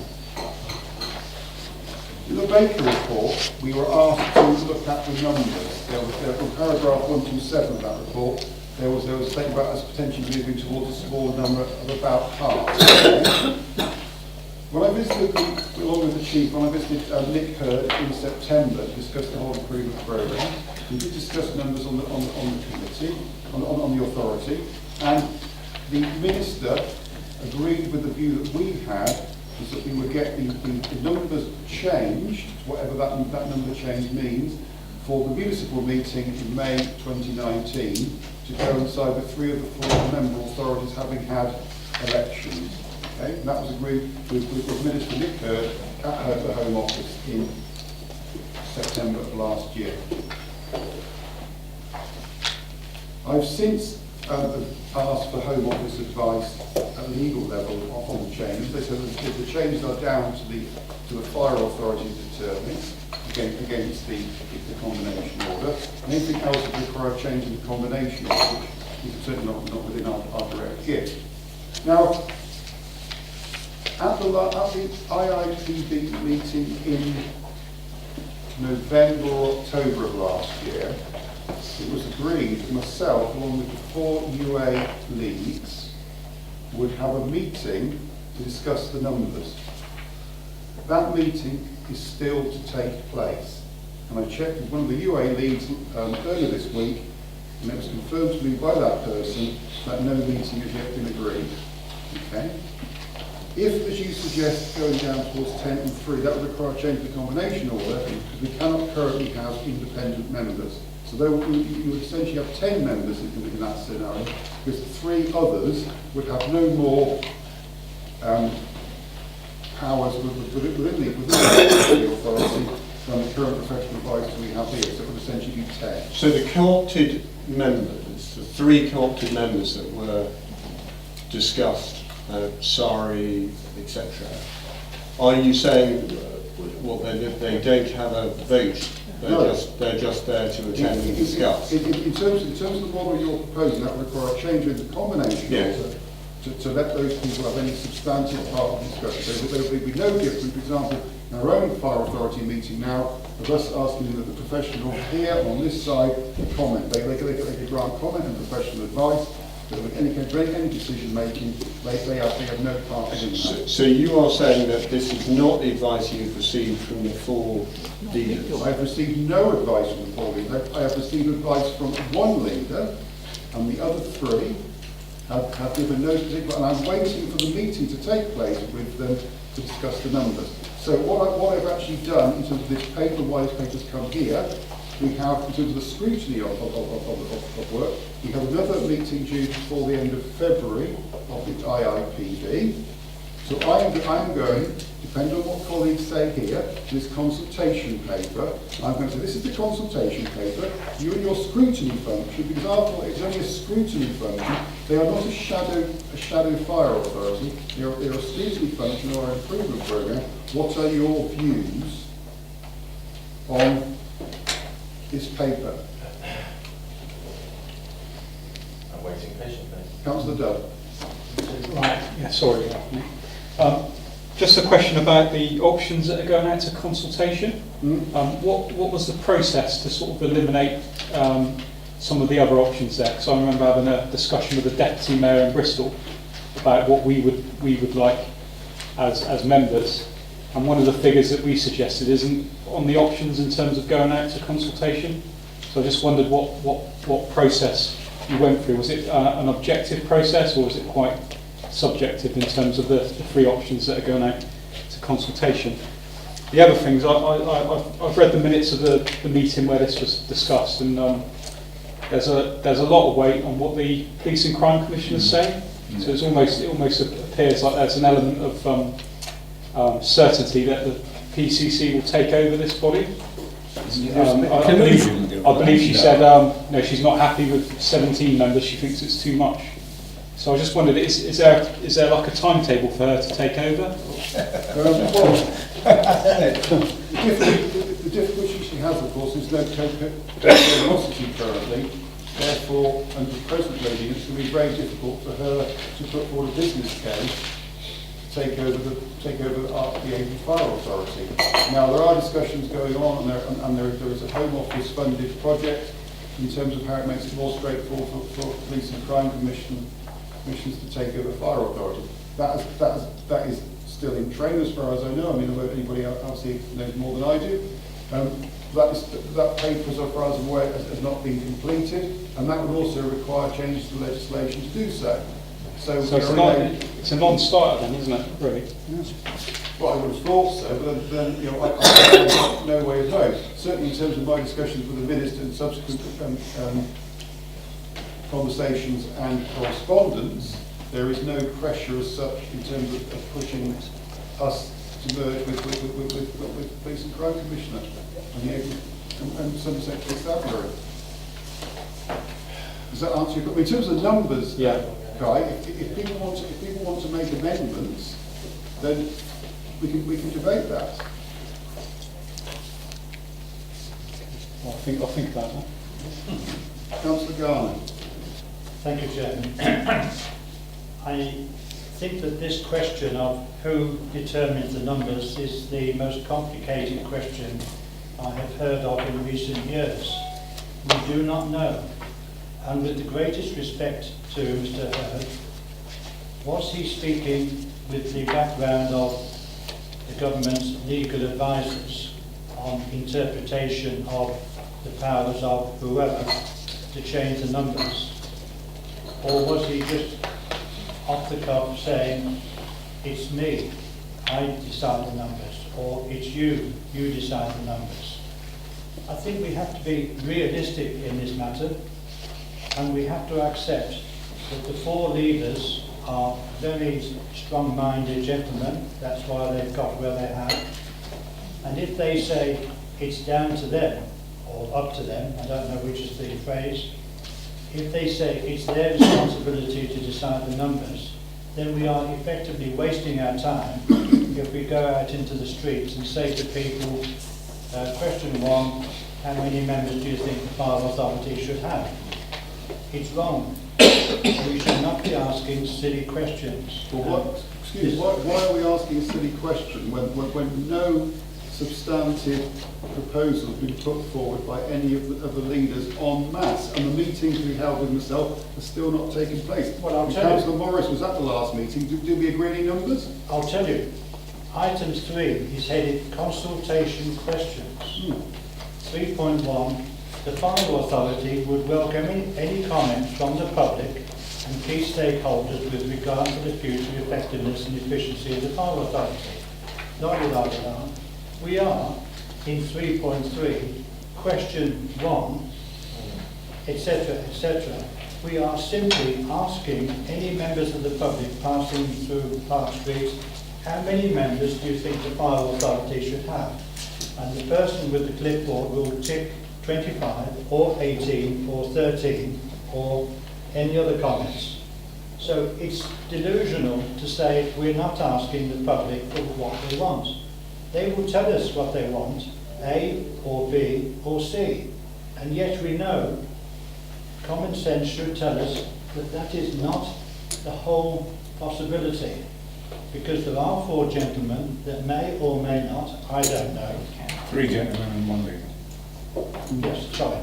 3 gentlemen and 1 lady who will be saying, no, we want X members. And they have authority. So we should defer the whole question of consultation with the public, etc., until we have got a definitive answer on who decides the numbers and what is their decision. Well, that's the reason I consulted with the legal people at the Home Office, and I've neither reply this week, in which it said it was for the authority to determine its numbers. We can have a maximum of 25, or we can have less. Well, does Guy agree with that? I do. Fine. So it's up to us to decide the numbers. Yes. And we can tell the 4 leaders that's the way it is. Well, Sunshine. it isn't, excuse me, it isn't down to the 4 leaders, it's down to the constituent councils. Which world are you living in? Well, I mean, I think that sadly in North Somerset, they're one and the same according to one person, aren't they? But I imagine in the other 3 councils, there is some sense of democratic debate about the outcomes. You won't see. Well, I'm sure I will do. I've got Councillor Wilson. Yeah, go on then. I wrote 5 times in writing requesting sight of the progress reports and ministerial responses. Yes. And 5 times you denied me. So when we're talking about transparency and They're democracy, on the website. well, they were issued finally, and we have now got them. Well, I know you're trying to goad me, Nick. I know you are at the moment, but I will give the answer to all the members and the members who have been watching.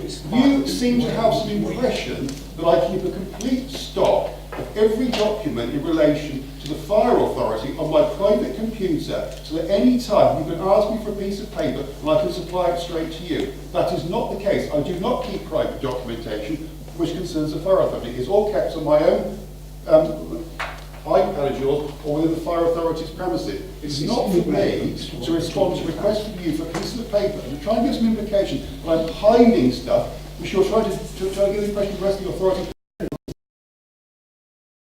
Minutes of the chair. It says under bullet point 3, the unitary authority leaders feel that 10 members is insufficient. Yes. That isn't true. We were meeting then? No, but I have emails from 3 of the 4 leaders saying that that is not what they want. They want 4, 2, 2, 2 plus 3 appointees. Now that being the case, irrespective of whether we agree with the leaders or not, that is a false statement. Sorry, Chair, on a point of order, we're saying to leaders you have. What leaders are we talking about? Yes. Are you talking about group leaders? No, I'm talking about Unitary authorities, but surely we've just established Deputy Mayor. that they are not in charge of it. It is down to this authority how many members it is. So it doesn't matter what they say. Be that as it may, Councillor Davis. Item 3 says that the unitary authority leaders feel that 10 members is insufficient. That is not correct. I think we can agree on that. Sorry, how do you know? You've made that statement. How do you know that? Because I have got emails from 3 of the 4 leaders saying. But it's not the leaders. It's not down to them. I got one from you yesterday.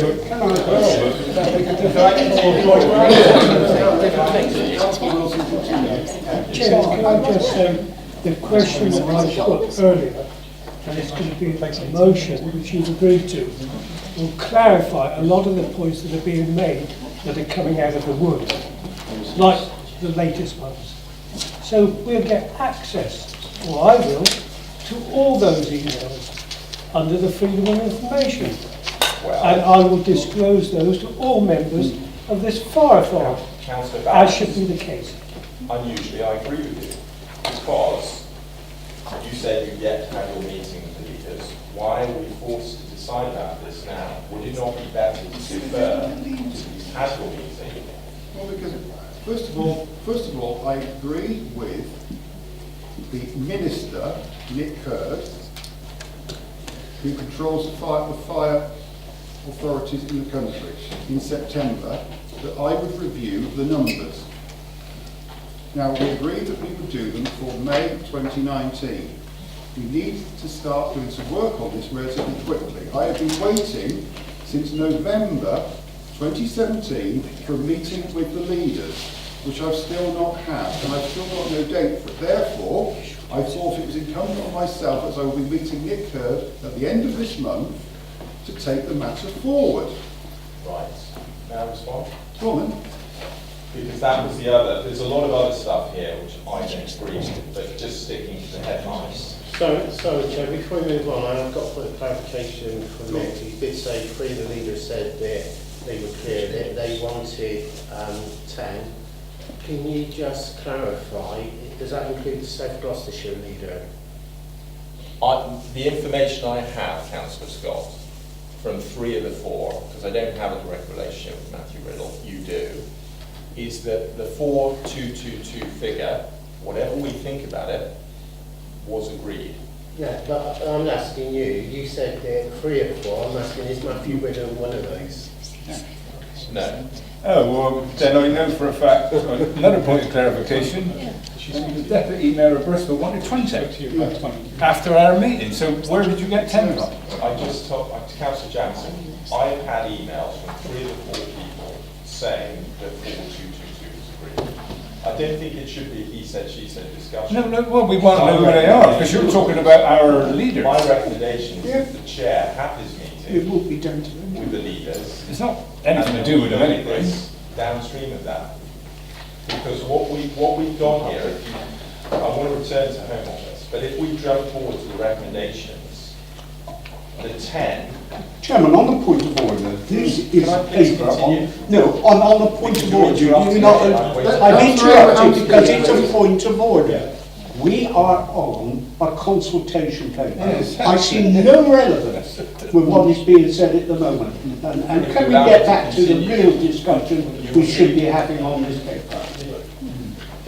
May I continue? Because I was about to come on to the point of reference.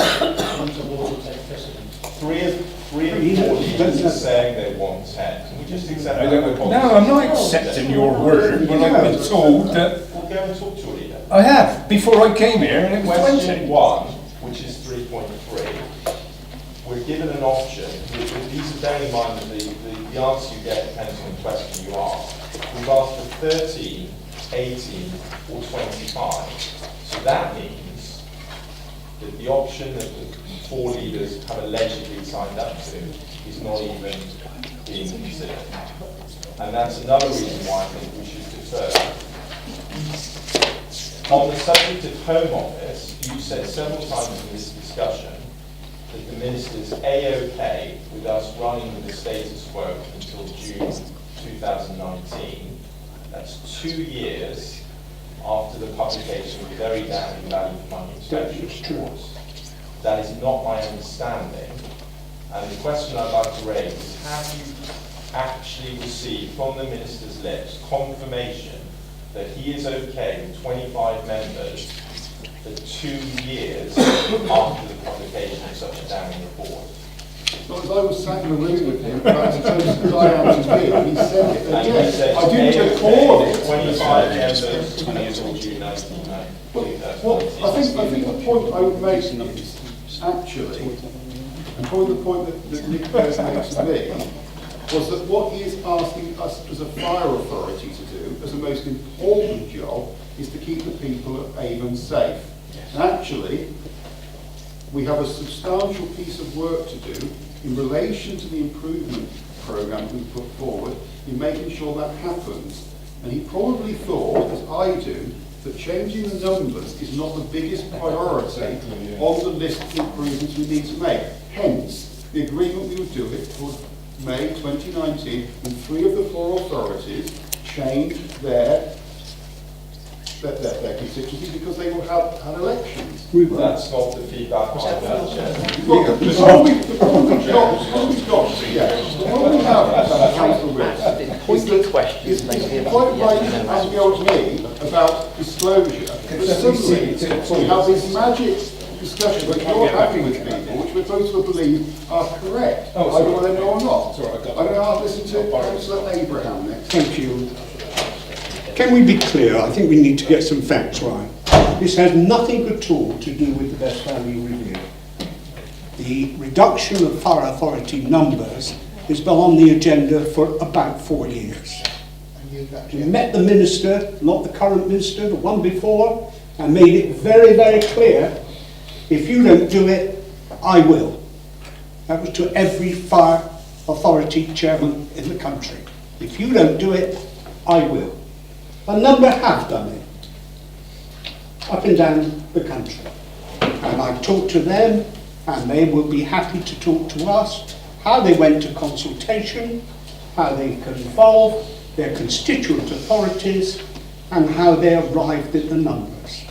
To try to sit here this afternoon on a Dutch auction, should it be 10, 15, 16, 17, is foolish and wrong.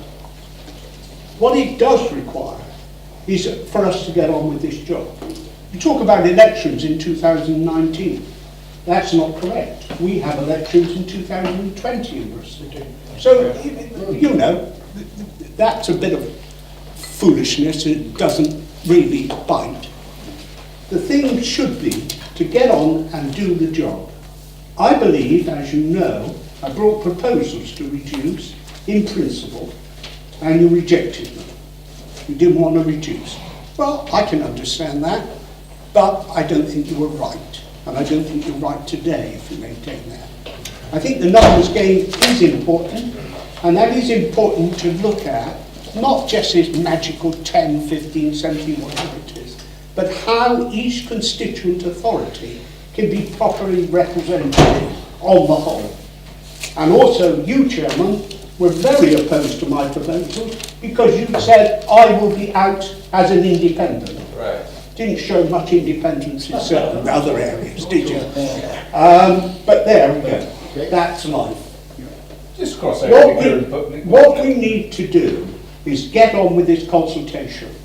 And I don't like the idea that the very moment we arrived at this paper, the first move was not discuss it, send it off somewhere else.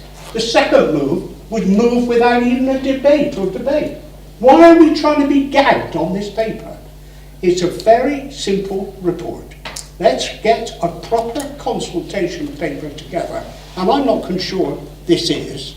I think it needs to be rewritten in a way that we can understand. Yes. And bring that back as quickly as we can of what we are going to ask the public and why we were asking the public and a proposed timetable. Now, if the leaders want to come along with us, they can. Or if they want to make suggestions, they are welcome as well. But at the end of the day, and this is factually correct, this authority will decide what its recommendation is. But it should obviously listen to the constituent authorities and their leaders, because that is democracy and that's what you should do. So that is I'm happy with. But let's get on with it. Let's stop all this foolishness, because it's getting us nowhere. All it's doing is showing that we are not a fit body to run this authority if we carry on in this sort of vein. I'm sorry to be, if I'm offensive about it, but I think the right size is important. I think it also means that we can look at our constitution and see that we really are representing the people that put us on here in the first place. Thank you, Chancellor Barron. You want to say the comment? Chairman, Peter Tucker. Okay. Thank you. I've got Ian Scott. No. Alan Hale. Yeah, would it help if an amendment or an addition was made to 3.3 to add D and put 10 in there? Does that help? Well, I mean, I don't know whether anybody will second that. It's a consultation, all one of it to get the views. Yeah, I've got these so, Well, you do it. I'm proposing it, whether somebody's going to second it. I'll second. What have we seconded? Can we put house there? I can option 3.3 D, which isn't there at the moment, becomes 10. Yes. Sound idea. Right. Because it silences the leaders. Sorry, Chair. About 30 then. Can we put 30 in as well? Well, we'll put that in the vote.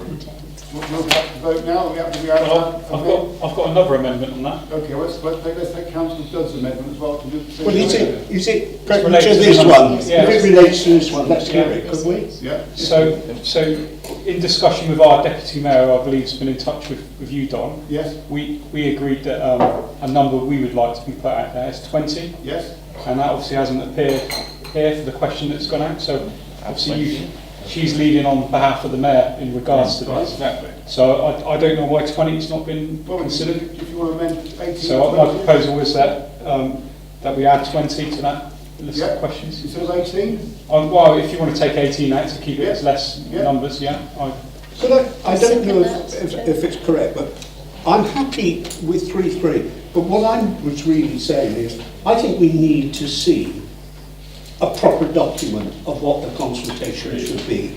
So that those numbers, whether it's 20, 10 or whatever it is, I'd like to read that document before it goes out to the public properly. Now we needn't wait for a meeting, it could be circulated around if you like. But this is if we sent this to the public, by God, we've had enough trouble understanding it. Mr. Jones, I don't know. So let's have the proper consultation draft and let's see if we can get that. And then your point of the 20. Peter, in terms of page 83.4, it's a pretty detailed description of the changes and why and the implications. But I think it needs to be written in a consultation type way. Are you making a proposition? I've made it, Nick. I'm seconding. I never thought it. I will tell you about it. So what do you want? I will. You want the numbers first? So proposing we add 10. Well, this would be redrafted. If it's going to be redrafted, then whoever's going to redraft it can take into consideration all The points that have been made, that's what I'm saying. I'm not quite sure what observations have been made that are relevant to the paper for consultation, though, Alan. What number is that? It's half-based. It's just a number. I think there should be some suggestions of what numbers will mean in some layman type language. But it describes what in terms of current political climate, what number of members from each authority and which political party will be represented. That's clearly stated. So put on the amendment, amend Van Hale to add 10 members to the consultation process. Are we happy to add 10? The whole paper. No, you said 20. Well, let's take Peter's amendment first because it's basically because it's irrelevant and isn't our two amendments. So maybe we should take Peter's So how are proposal we going to first. do this then, Peter? I want a proper paper written up. My suggestion, if I was writing it, I'd put in the implications of leaving it at 25, 20, 15 and 10 if you like. Give the public some choice so that they understand.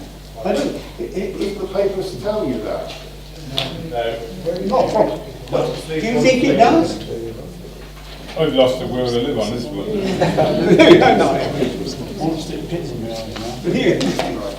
So,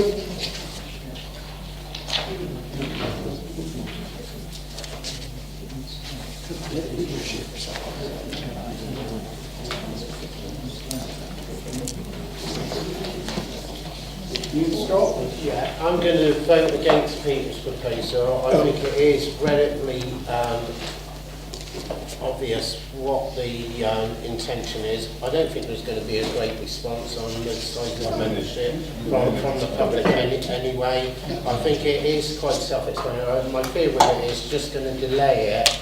I would rather simply vote on the 10, either yes or no, and get a vote on that. Then Your vote on the consultation. Vote on the 20, yes or no, as additional to to A, B and You're C. going against Scott's suggestion then, which is to...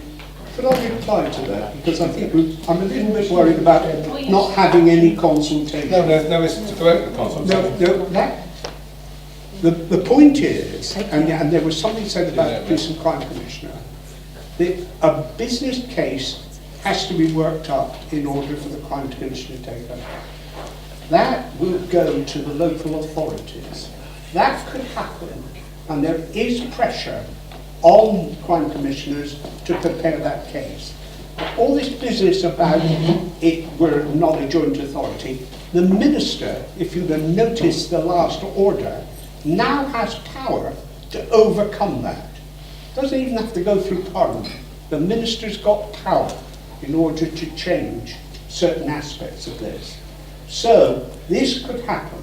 Why we need to go to a proper consultation, give a choice, and I'm not sure that numbers should be mentioned. I'm talked about the principle of reduction of the fire authority from 25 downwards. And I think that's what the consultation paper should be about. If you want to mention numbers, what the implications of them, but that isn't the question. The question is, do you agree that the fire authority should be lesser numbers? And I think it's important that the public do have a say, because when we go back and seek the authority changes, then I think that consultation will be good for us to have under our belt. And all the other authorities that have done it, my understanding is they did go for public consultation. Some of them actually had a meeting. Yes. Tony Davis. Thank you, Chair. I'm sort of edging towards Chris Jackson's losing the will to live. Yeah. Can we, Ian makes a perfectly sensible point. I think you go out to public consultation, you probably get about enough people to count on one hand. And where are you going to do it? How are you going to do it, yeah? Let's move on. Where are you going to do it? Because, you know, if you're going to do it in the middle of Bristol, that might be a different, that might come out differently than if you do it in the middle of Weston-Super-Mare. I don't know. But I just find Sorry, it... Joe, I've got to have a point of clarification because there's two indications. I said don't go out to consultation. That's not what I said. No, we didn't. I said go out to consultation with what we've got. Yes, I agree. I agree, yeah. And that's fine if you want to do it, but I don't think we should expect lots of members. I just find there's the push for the 10 again. And I can remember in a best value inspection saying that the trouble is there was a ruling clique that used to run the fire authority. So we're going to have 10 members. That seems like to me replacing a ruling clique, but still. I have to say that we're going to hopefully not do it until 2019. You might well get an awful lot of new people on this authority. Perhaps they want to change it. What are they going to change it again? You know, it seems a bit strange. We have got an awful lot of work to do. Half the time the committees aren't core because we haven't got enough members there. And people would know the last one I did, we weren't core. So we need that a decent amount of members. And someone said about strong members, you know, that lead the councils. They're so strong, they haven't actually even replied to the chair when he's asked them about it. So, you know, perhaps it's not high on there. They replied to it. Yes. That's absolutely correct. That brings me on to another thing. But not the chair. Yes. I have to say that I thought we were an authority. I'm not going to the minister and saying I want to do this, etc. I look to the chair because that's what we elected him to do. He should be the one, if you like, use the mouthpiece of this authority. He's the one that should be talking to government, etc. So I'm sorry, with all due respect, Councillor Wilton, I'm not prepared for you to say, well, that's what I found out. I don't care. That's the person I will listen to. Thank you. Well, Tony has just taken the words out of my mouth. I think we, as an authority, have to recognise and stick our hands up if necessary to vote for the authority of the chair and the fact that the chair represents us. And therefore, any contact with authorities, individual authorities that are not our own authorities, and any contact with the government should be through the chair. And where there are meetings, well, okay, the chief might go or somebody else might go, but it has to come through one source, and that has to be the accepted source. Otherwise, we end up in the mix that we're up in this afternoon.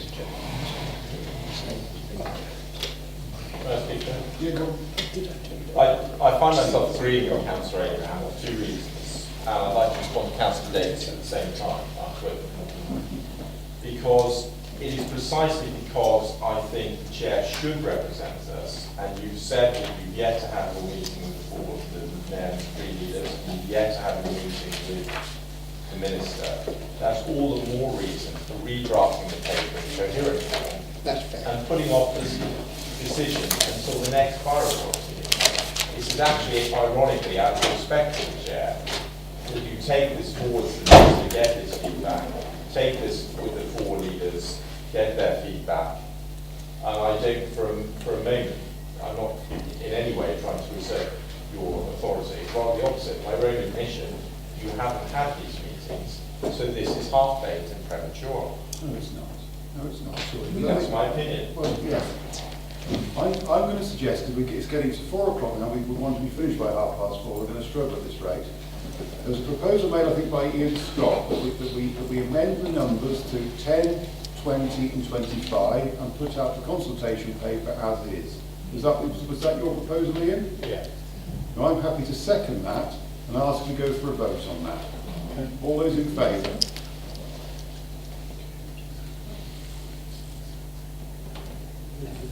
Any against? 3. That's carried. So thank you very much, colleagues.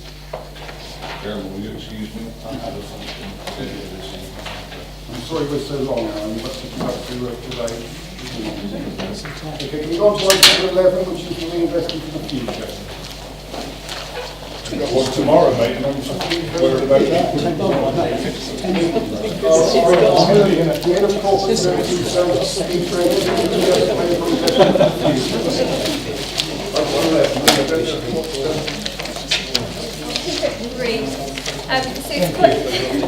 it's quite a long paper, so hoping you've had a chance to look over the main crux of the report. Just to summarise it for you, what we're asking you to do in recommendation A is to approve the next stage of Avon. So that is the detailed design, which in river terms, for those of you familiar, would be stages 2, 3 and 4 that we're going to start moving through. And at the end of that stage, what the authority will own is all the detailed designs and plans for Avonmouth, and that will be ours to move forward with. So we had a business case previously which was around the 4 million mark, so we think we're going to get about 3.6 million in construction. And at the end of that process, which we think will be around August time, we'll come back to the Fire Authority and look for approval for the next stage of that part of the development, which will be the construction. So in terms of going forward, if you are able to approve A today, the one risk that obviously you will carry is if we get to... Did you want to... No, carry on. If you get to the point of the detailed design and actually the scope has changed, so let's say we find something in the surveys or something in the ground that we weren't expecting, or something about the build we weren't expecting, and that cost has changed or the scope of the design has changed, then you may want to make a decision to stop the project. So your risk at that stage would we would have spent around 250,000 on this design phase that you're about to approve today. So that's something for you to consider. The risk of not going ahead, which is quite detailed in the paperwork for Avonmouth, is that we've got some really significant backlogs and we've got some future costs in terms of maintaining all 3 of those stations, but Avonmouth being one of them. And there's some details over sort of pages 90 to 1, which give you those figures for the 3 stations and how those break down. So we are in effect leaking money through all 3 of these stations on a daily basis, both in terms of maintaining sort of the running costs and also the backlog in terms of actually getting the building up to scratch. Some quite serious issues in terms of wiring, asbestos, so things that we really do need to sort out. So those are the 2 sort of sides of the coin for recommendation A. Does anyone want to ask some questions before I go to B and C?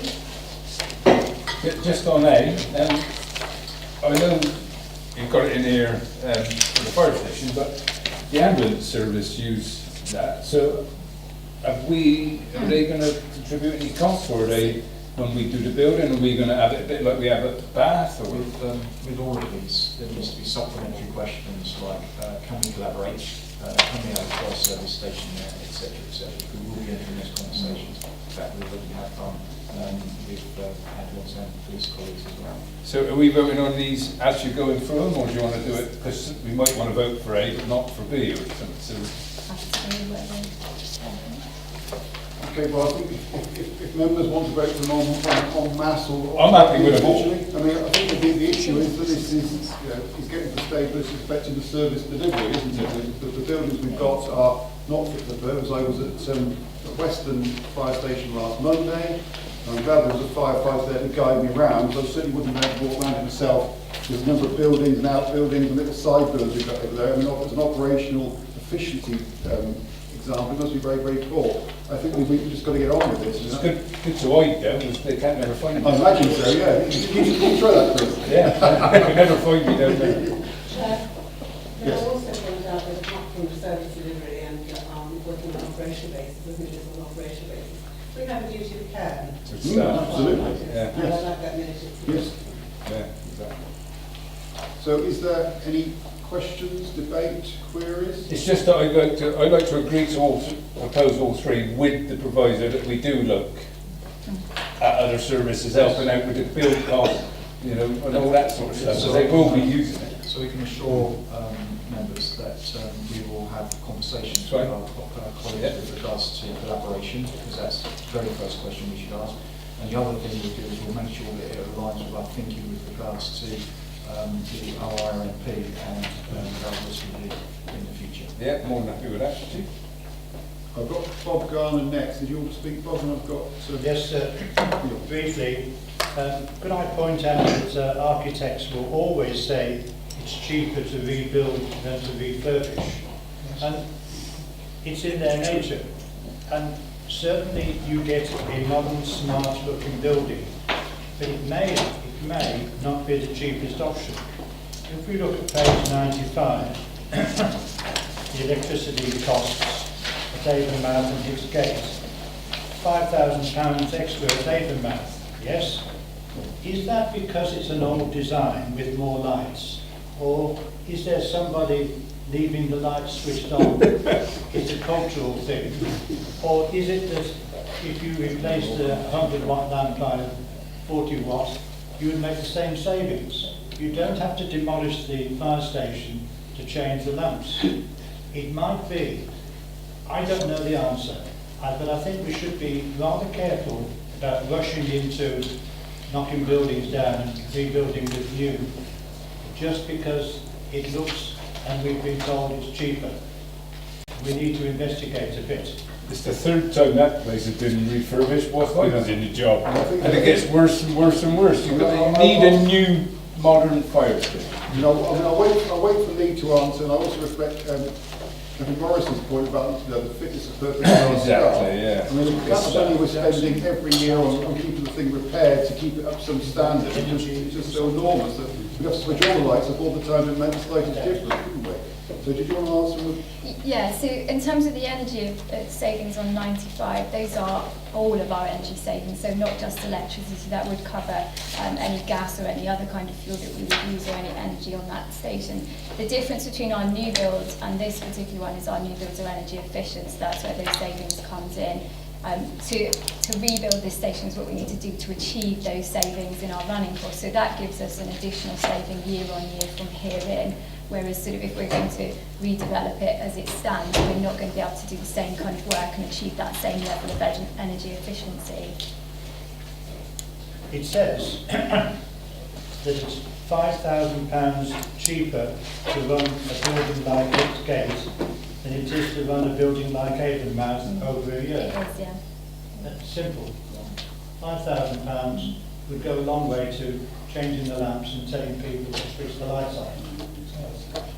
Yeah, I understand what you're saying, but yeah, the energy is slightly wider in respect of the electricity cost. So we have other things that are run from the mains electricity that would factor into that bill. So switching off the lights. If you widen the question, saving is more. Your question. Thank you, Chair. I just thought I'd like to thank all concerned about their concerns about the fire station, which clearly is in a very poor state. We have got this particular complication with the ambulance service next door, and I see they're considering the possibility of actually moving off somewhere else, which obviously could have a big implication for the fire station. I don't know whether the implication would be so big it would even be worth considering moving it elsewhere. That's what we need to consider. It does need to move elsewhere, and really, it's in the wrong place. It is. Two questions, and it's the same answer as I responded to Councillor Jackson earlier. There's two key questions here. One is the fire station in the right place? Our risk review will tell us that. If it isn't, therefore, where could we place the fire station? And the other question is, can we collaborate with other stakeholders, key stakeholders, blue light services? And we will have to ask those questions within the full business case. Of course we will. We will do that with all of our premises, whether we've got our current assets and can we share them, or if we're going to build new premises, can we do it in the best way possible? So just to reassure authority that we will absolutely be asking those questions and will be within the business case when we come forward. Today is about actually just signing off, moving forward to a full business case. It's not about making a decision on the actual buildings. It's about making a decision to move forward to a full business case. I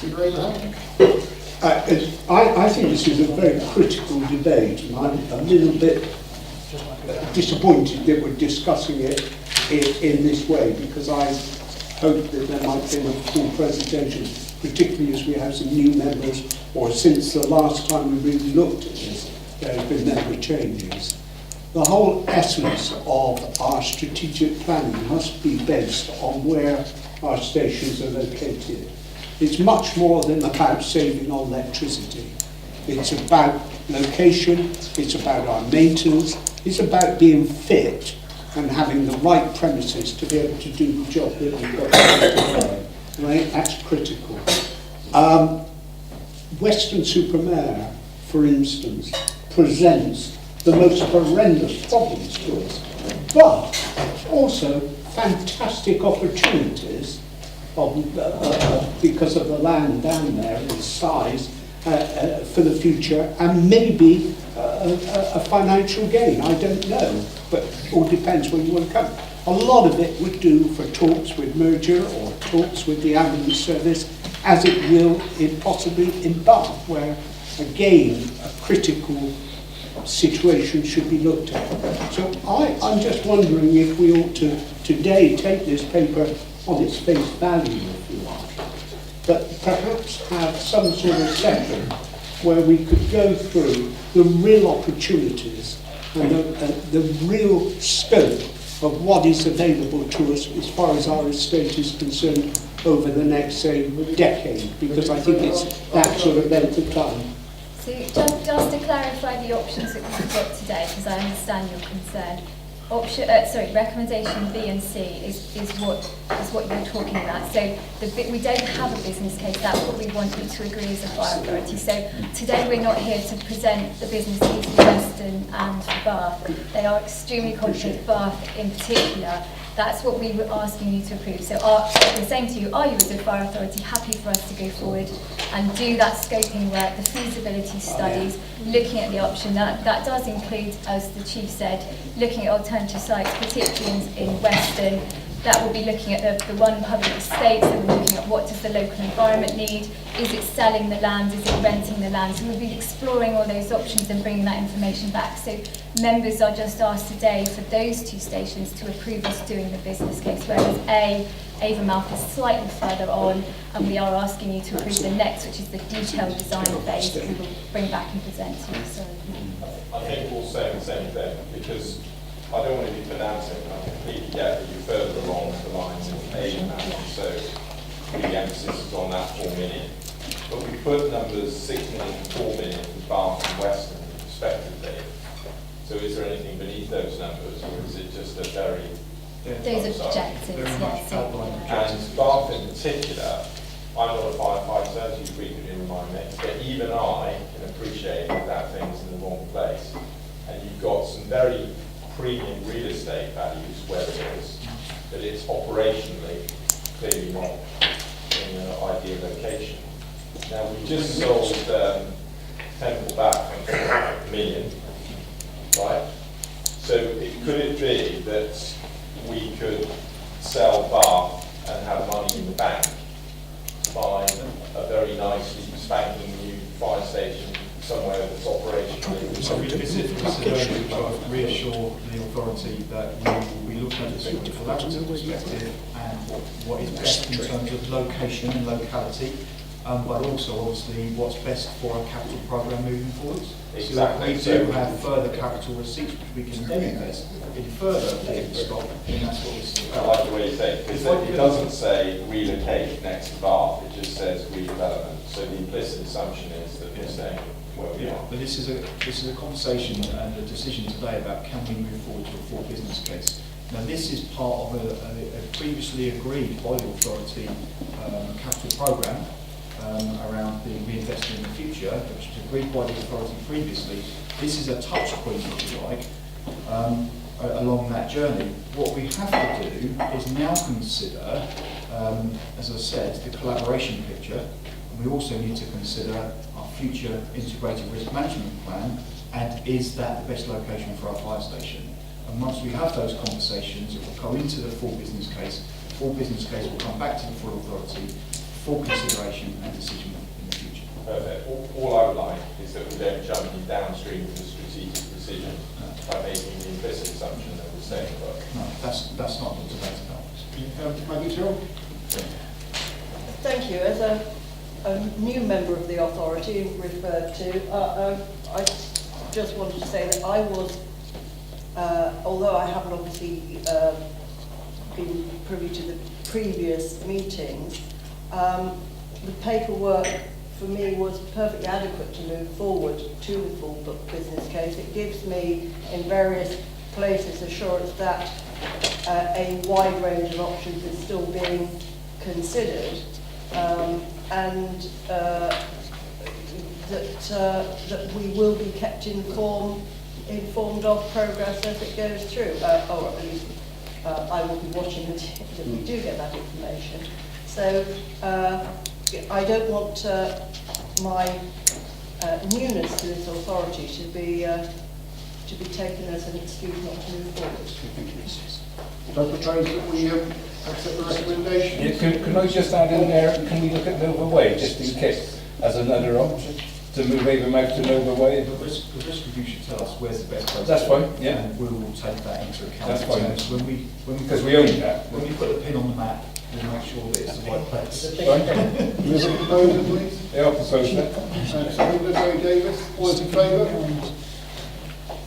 Any against? Any abstentions? No. Awesome, thank you. Get that paper bill for you next Friday. Item 12. Thank you, Sarah.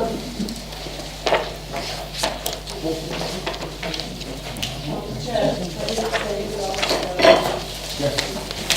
I did say. I did ask.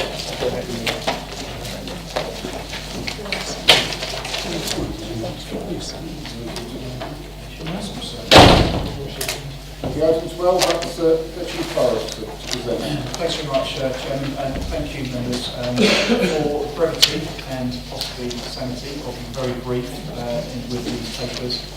There's two papers here, items 12 and 13. Both of these are consultation responses for and on behalf of the authority to two key consultations. Let's deal with item 12 first, and that is the consultation with regards to the National Framework for England. The Minister for State for Police and Fire Services is incumbent within the Act for them to review and refresh the consultation document, which is a supplementary piece of legislation, secondary piece of legislation to the Fire and Rescue Service Act. And periodically the Minister will review the framework document. And the Minister has, the last time it was done was in 2012. we're in the consultation phase at the moment. Consultation is from Wednesday the 27th of December and closes on Wednesday the 14th of February. We've taken the opportunity along the discussion with the chairman to put forward an offer on behalf of the authority, a response to that commercial framework document, and that's there within the appendix from page 221 onwards. We would welcome members' views as to whether you've got anything further to add to that consultation, and a request, if you like, to respond to the clerk by Tuesday of next week, if at all possible, by the 13th, so that we can append that to the response. And that is probably all I wanted to say on that issue. Mr. Jackson? Yeah, just on the Fire and Rescue National Framework, I've read it for a few times.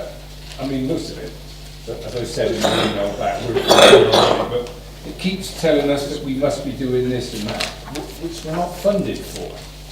I mean, water rescue, in the paperwork, the framework, it says a lot about water rescue and the flooding and stuff, but we're not funded for it. It's not part of what we have to do.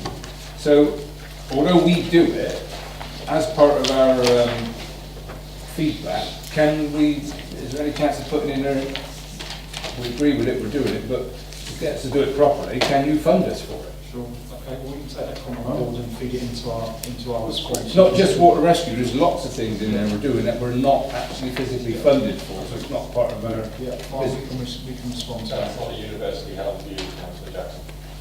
Well, no, we're not. We're not funded. We're not funded for it. I mean, whether it's your view or not, we're not funded for water rescue. But we've got to vote. Yeah, we do it anyway, but the government, we've always asked for funding for it and they've refused it. I don't think it's appropriately stated, Councillor, to observe that debate, that the number of fires has been a diminishing number, and the role of the I understand that, but I'm just saying, will they fund us for the stuff that they don't fund us for that we actually do as part of the consultation? We'll take those comments on board. Are there any comments to add to Councillor Jackson's answer to add? Yeah. Okay, all in favour?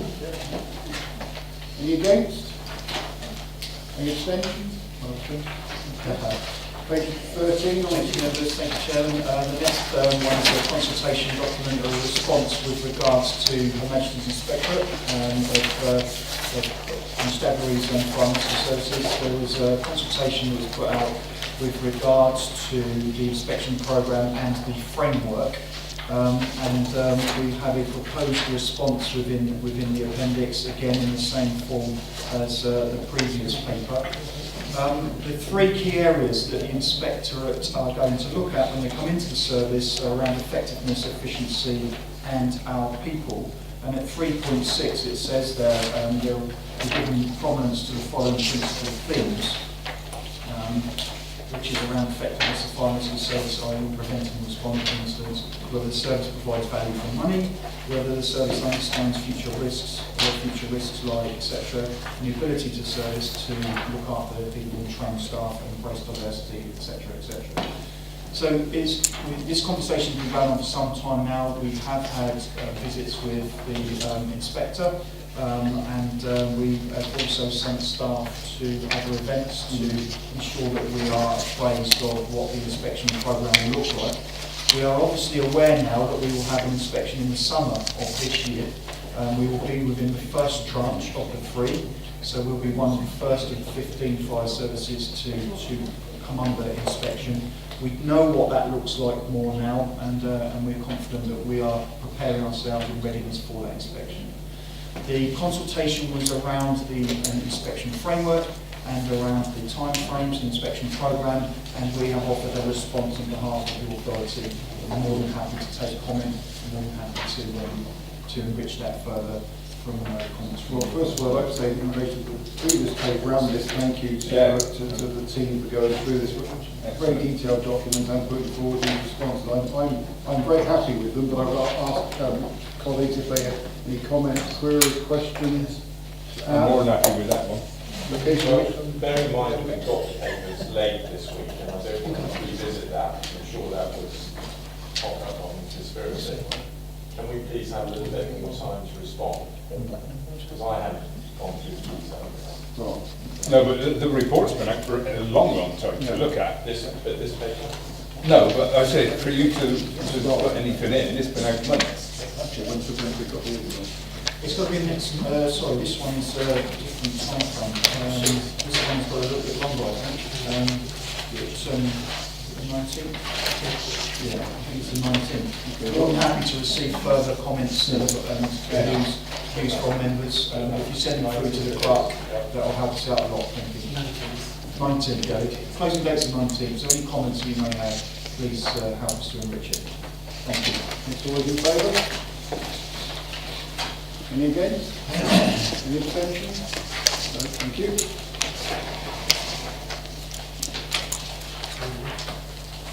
Future meeting arrangements. Guy is going to lead on this. Very briefly, this paper is about venues for future meetings, bearing in mind feedback from members. 3 proposals on page 235, that the full authority should meet here, the committee should meet at the fire stations that we've identified in paragraph 3.4 that are spread throughout the Avon area for committee meetings, and that would be a matter for chairs in consultation with myself to determine that. And then panels to be held at the most convenient location.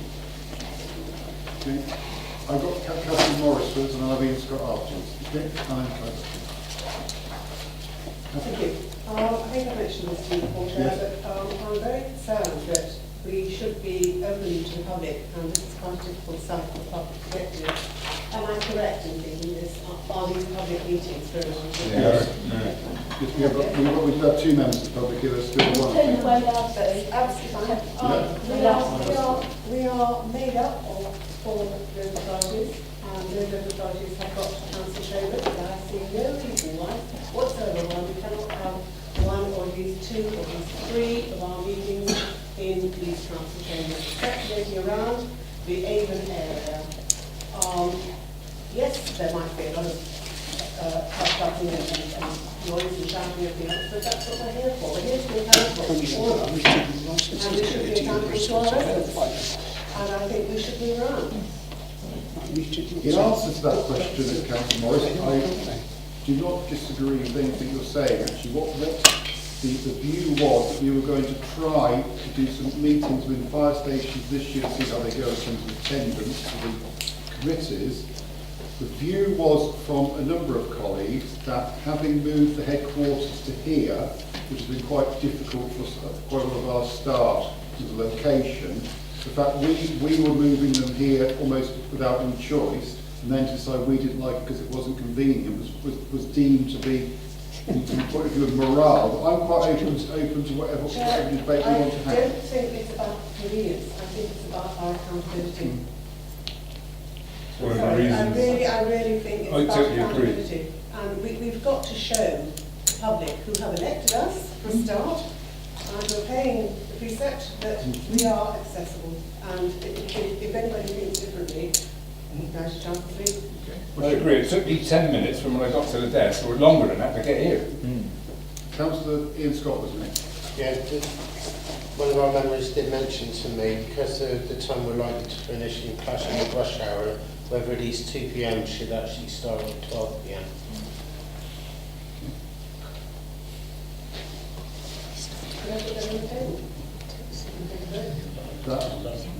That we have at least 1 or 2 or 3 of the authority meetings in a public forum. I think as a fact that this place is not appropriate for public meetings. It's a fact. No, I don't think any meeting should be held here. Any building where you have to be escorted to the toilet is not a suitable place to hold a public meeting. Any building where you get told at the gate, sorry, you can't come in, it's not an appropriate place to hold a public meeting. So I don't think we should be holding any meetings here. I agree with the proposal. I agree with the proposal about the. Well, what about members of the public? They haven't got a badge. They have to be escorted to the toilet. That's not acceptable. I agree with the proposal about the subcommittees rotating around the fire stations, but the main Avon Fire Authority should not be held here. It's not an appropriate building for a public meeting. And that's a fact. Chris Windows? Yeah, thank you. Don't I recall that there is an element of cost if we were to go to the local authority meeting rooms? That's if you can get one in Bristol, of course. So that's one aspect that I think we should take into account. And the other is something that I've raised a few times as well, as far as this place is concerned, that a Friday afternoon, accessible in the main from the M5, is not the most sensible way of organising a meeting. I do think we should think about changing that. Also, if it's held at 12 o'clock, not an easy time for anybody, I don't think. I welcome an earlier time, but 12 o'clock is in the middle of nowhere, sorry. When you can have your lunch, who's going to provide it? So I would like us to consider moving from a Friday afternoon. I'm sure there are more sensible times. As far as moving around is concerned, I think the same argument applies to Friday afternoons if you're going somewhere else. I just don't think Friday afternoons is a good time to have meetings. Okay, well, there's several points been raised here, and the whole point of this authority is to come to mutually acceptable agreement and also take into account our service to the public. And I think there are probably two issues that have been raised by the members. One is, where do we hold the meetings? We've agreed that we will hold the committee meetings off-site. May I suggest that, from the point of view of the information here, we keep the June meeting here, with a view to asking the clerk to move the September meeting to another venue in the Avon Fire Authority area as an experiment. We'll see how well it goes, and then we can take it from there moving forward. We can debate that afterwards, can't we? So are we happy to do that? Ask the clerk to arrange the meeting in September for a venue within the Avon Fire Authority area, which isn't here. Are we all happy with that as the first one? Yeah. Now, in terms of timing, members have mentioned to me about timing, and I think it's been raised by at least two of the people around this table. Would you prefer a morning meeting rather than an afternoon meeting? For me personally, Friday mornings are extremely difficult for other things. It's got to be on a Friday. So I was wondering, should we go for Monday or Tuesday mornings? If we're seriously interested in accessibility and adapting our routines to suit the public we serve rather than have lunch, then most people who are employed cannot come during working hours.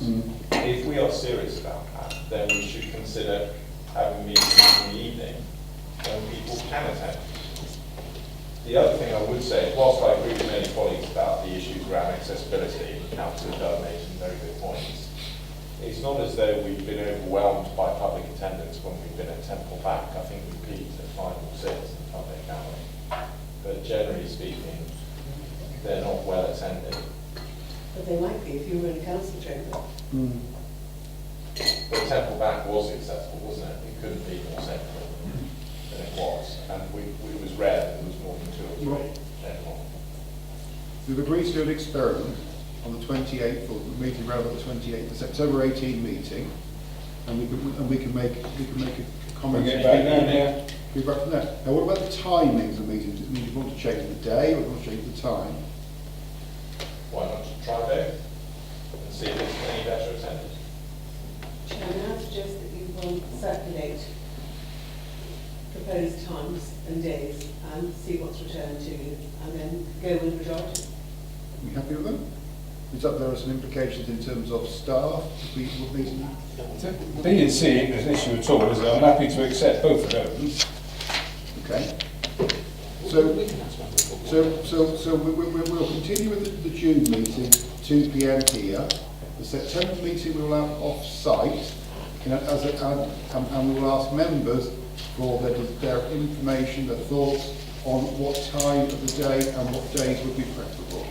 But are we doing it what suits us or what suits the public? Because the public are working. When's your budget in meeting school? for North Somerset? Just Pardon? what time of the day have you got your budget meeting? Because ours is in the 6 day. o'clock. Ours is in the day. It's in the evening. So Yours are all in the people who evening. are working can attend if they want. That's the only meeting we have in the evening. Every other meeting during the day. It's just that most of our meetings, local meetings, council meetings, they're either 2 o'clock or 4 o'clock is main times for full councils. Or 6 o'clock. We got one in the summer at 6 now, haven't we? Well, yeah, that's a full council meeting. Yeah, it is. But, So Guy will circulate a survey for the September and post meeting in terms of what days and time. Yeah. You all happy with that? The rest of it, we are happy to recommend recommendation item 2? Yep. Okay, thank you. We'll have one vote, so please pass that. Yeah, I'm All happy. in favour? Yeah. Any against? Abstentions? No, thank you. Item 15. Thank you, Chair.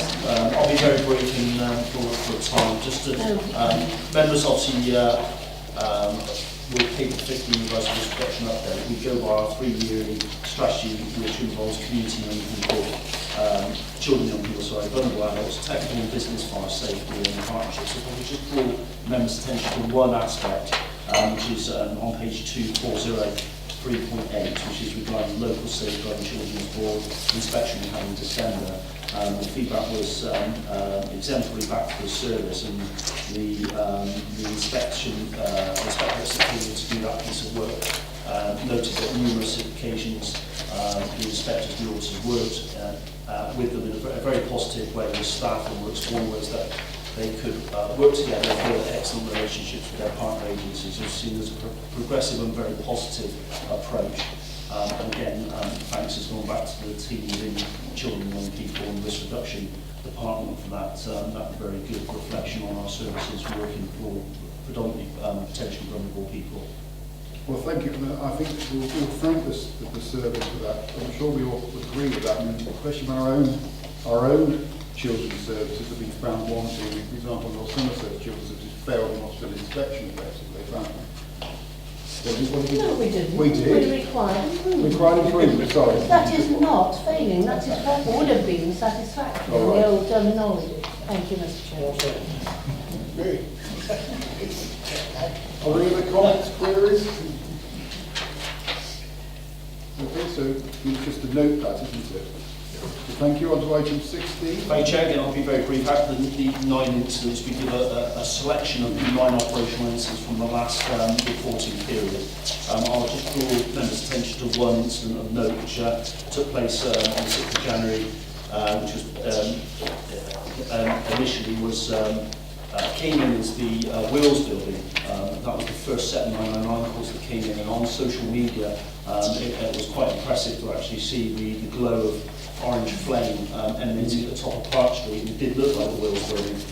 It wasn't, it was actually the building right behind the Fry's building, but that was just after 5 o'clock in the evening, and we attended with 7 fire appliances and 2 turntable ladders. The actual aggressive actions of the crews, albeit done very safely with 2 turntable ladders, managed to put that fire out within about an hour. And certainly sat at home when I had that call come through, and then looking on social media, I thought that was probably going to take a lot longer than an hour to put that fire out. So again, thanks going back to the crews for their exemplary way of dealing with that incident, limiting the amount of damage in that building. Okay, I think we all reflect our thanks to the service for all these rescues. I mean, it was very, very high profile. The one at Western University, and if we hadn't done that, it could have been a disaster to the heritage of Bristol itself, couldn't it, with the Wills building being so close. I think I'd like to briefly bring members' attention, first of all, to the statistics we get on our social media platforms. There is quite a lot of stuff going on social media in terms of members of public engagement. They aren't engaging, they're coming to meet, they're engaging by, in a virtual manner. And the other item, in terms of the economic well-being and perhaps the mental well-being of a lot of our residents and beyond, was an item 3.6, where our USAR team managed to get Bristol Airport reopened a lot more quickly than they otherwise have done on probably the busiest time of year, which was just before Christmas. And it was pretty catastrophic for the people whose flights were cancelled. But my understanding is if we hadn't done that, then it could have been closed for at least 2 days rather than the one it was. So, we are extending our roles, and it does make a difference to the enjoyment of their lives by not only residents of Avon, but even well beyond that. So thanks again to the team. Chairman, just briefly add to that one, that was a special service charge. We actually charged the airport for those services, so that came as a reclaimed cost to us. So I guess they charge for car parking for our vehicles up there.